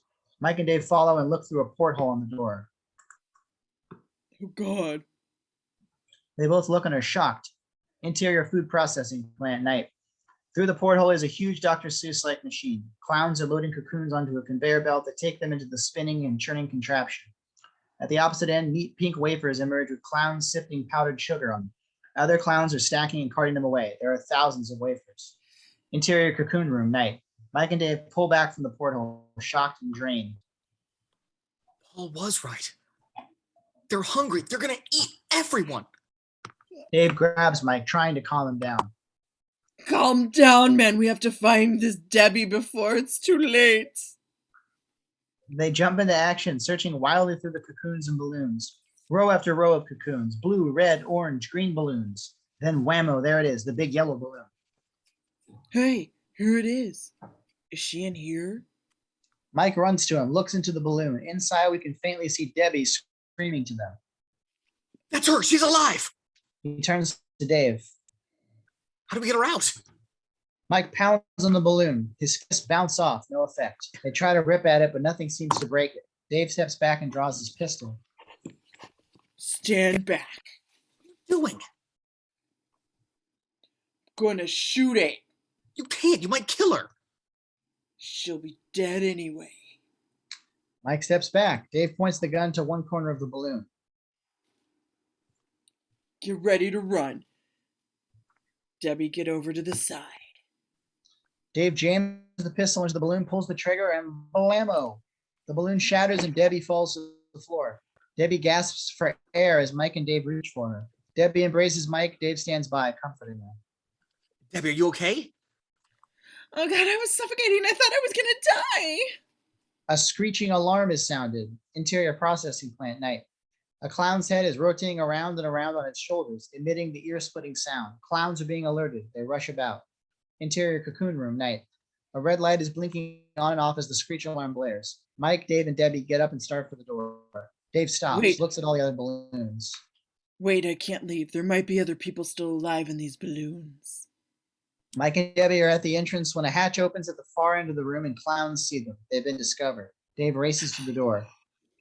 We're too late for the others. Get going! Interior corridor night. Dave, Mike, and Debbie pause for a brief moment at the door. They look down the corridor to the direction they came in. Two clowns are racing towards them. Their escape route is blocked. Look, what do we do? Dave tosses Mike a revolver, points his shotgun towards the oncoming clowns. Mike, shoot the nose. Kill the clown. Dave opens fire. Mike follows. The clowns explode in a whirlwind of confetti. Our group dashes in another door and head deeper into unknown territory. Interior fire pole corridor night. They run to the end of the corridor, dead end. No doors, no hallways, just a fireman's pole extending through the ceiling and floor. Mike and Debbie stand there, dumbfounded. Now! Down. Everyone go down. Mike looks down, hesitates. We don't know what's down there. Debbie pushes him out of the way. She leaps onto the pole. Nobody's going to put me in a balloon again. Debbie slides down the pole into the darkness below. Mike is about to follow. Dave sees a clown around the corner. Go, Mike, go. Dave shoves Mike down, turns, fires at the clown, then slides after the others. Interior tilt-a room, night. Dave slides down. He's grabbed suddenly by 4 hands and yanked abruptly off the pole. Mike and Debbie stand at the pole holding on to Dave. Hey, why'd you stop here? Debbie points down the pole hole and sees a toothy, horrible creature waiting in the depths below. Oh. Good reason. Everyone okay? They look around. They're in the middle of a long, dark corridor. Which way? Doesn't matter. That way. With their first step, the corridor becomes alive, tilting and swaying back and forth, knocking them around. What the hell? The Holly's alive! Keep going, quickly. We can't stay here. The group runs as quickly as possible, stumbling and falling through the churning corridor. They slowly make their way down to the end. Interior tightrope room, night. The tilting room ends. Mike, Debbie, then Dave stop at the entrance of another room. Stretched out before them is a yellow tightrope suspended across a dark room. They run across it with no difficulty. The rope is a visual gag for the film audience. Interior tilter room, night. Meanwhile, clowns are running through the wacky corridor in pursuit. Interior tightrope room, night. The rope begins to angle upwards like a staircase. They walk with no effort. At the top of the steps, there's a door. Mike is about to open it. We can't hear you, Dave. I said, careful. Open it slowly. Then stay to the side. Mike opens the door and proceeds cautiously. The door is vertical on this side. Interior room of doors. It opens up from the floor on the other side. This disorients the group as they enter one by one. They are now in a small room with 4 doors surrounding them. This is impossible. There's just got to be a way out of this. This isn't getting us anywhere. Where do we go from here? Which door do we pick? Well, let me figure this out. What out? You don't know where the hell we are. We could be running around in circles. We can't be sure of anything in this place.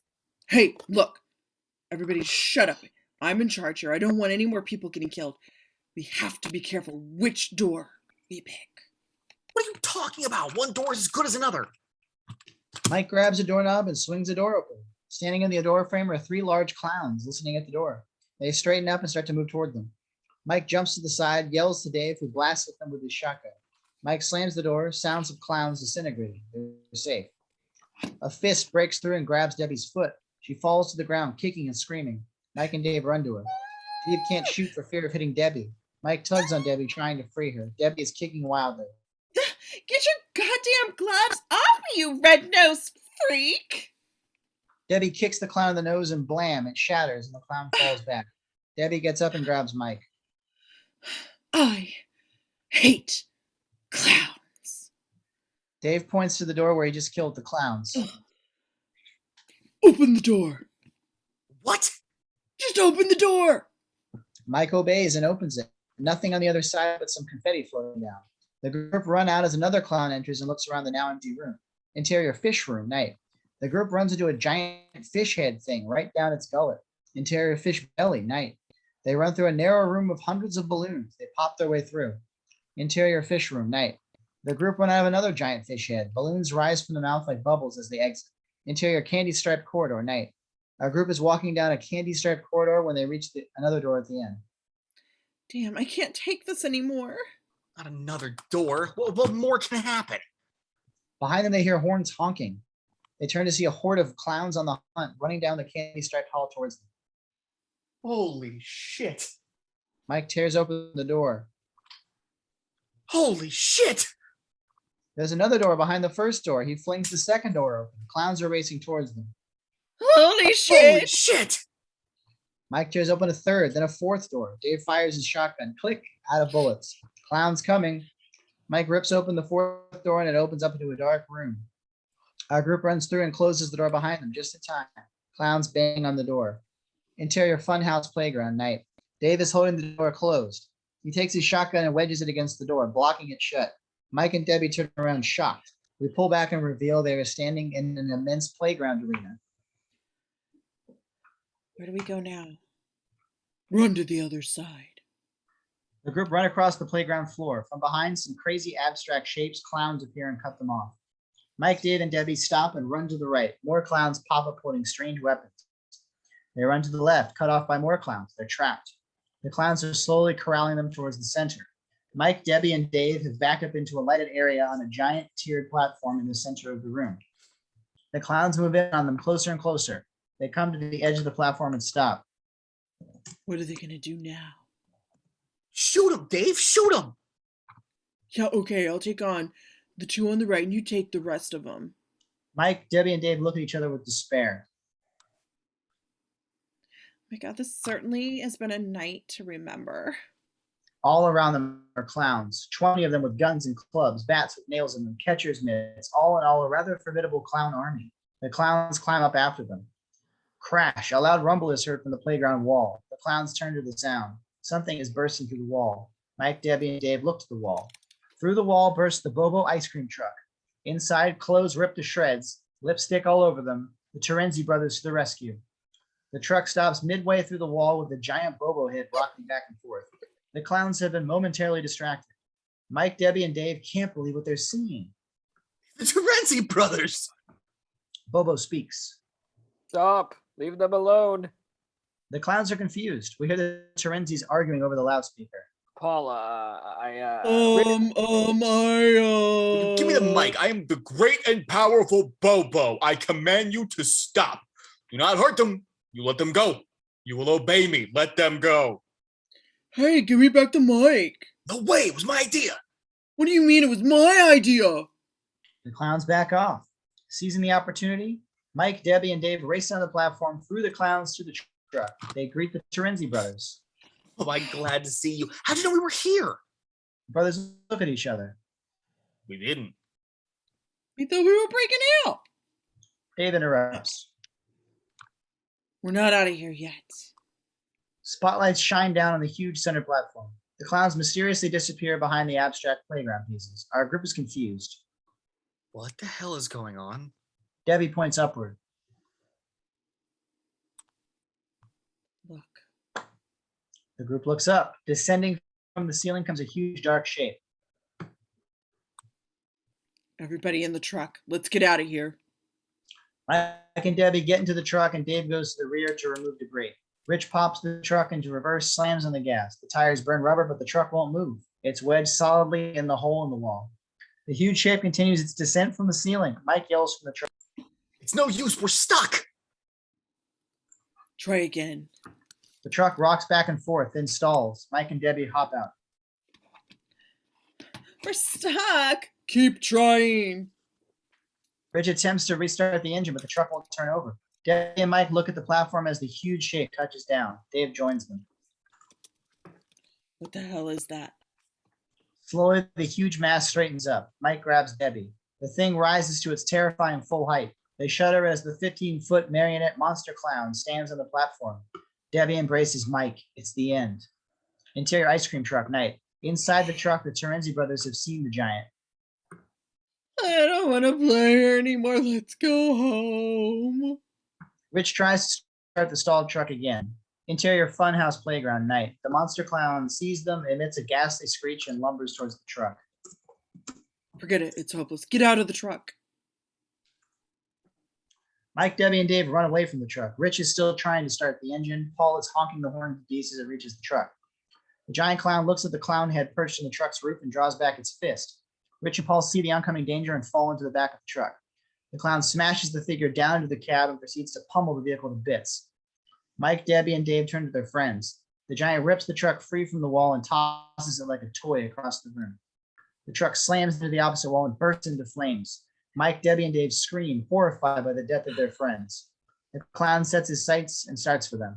Dave checks his pistol, reloads. He looks through the wall. The hole is no longer blocked by the truck, leaving an escape route. He grabs Mike. Run for it. I'll keep it busy. Debbie is shocked. She protests. No, Dave, we can all make it. Dave grabs Debbie. For one brief second, they look deeply into each other's eyes. Debbie doesn't want to lose Dave. I've got to do something. There's nothing you can do. Dave kisses Debbie and throws her into Mike. Mike, get her out of here now. Dave runs across the path of the giant, firing his gun to divert its attention. The giant lumbers after Dave. Mike pulls Debbie back and runs towards the hole. Dave is firing at the giant, trying to hit it in the nose. You damn clown! I'll blast your fucking nose off! Dave fires and shoots the line operating the giant's left arm. It screeches in pain and holds its useless arm. Dave fires. He's out of bullets. He looks down to reload. The giant lunges for him. Dave is smashed to the ground and picked up. Mike and Debbie reach the hole in the wall, turn, and see Dave being held in the giant's claws. Dave! He tries to run back. Mike holds her tight. They watch as Dave is brought closer to the giant's gaping mouth. Dave wrestles in the clutches of the beast, trying to free his wedged arms. Teeth glaring, closer. Dave struggles. Mike and Debbie screaming. Dave looks to his badge, pops one arm out. He's at the giant's nose. Dave rips the badge from his chest, points the pin outward, and plunges it into the giant's huge red nose. Blam! Mike and Debbie are thrown back by a tremendous red flash and rush of wind.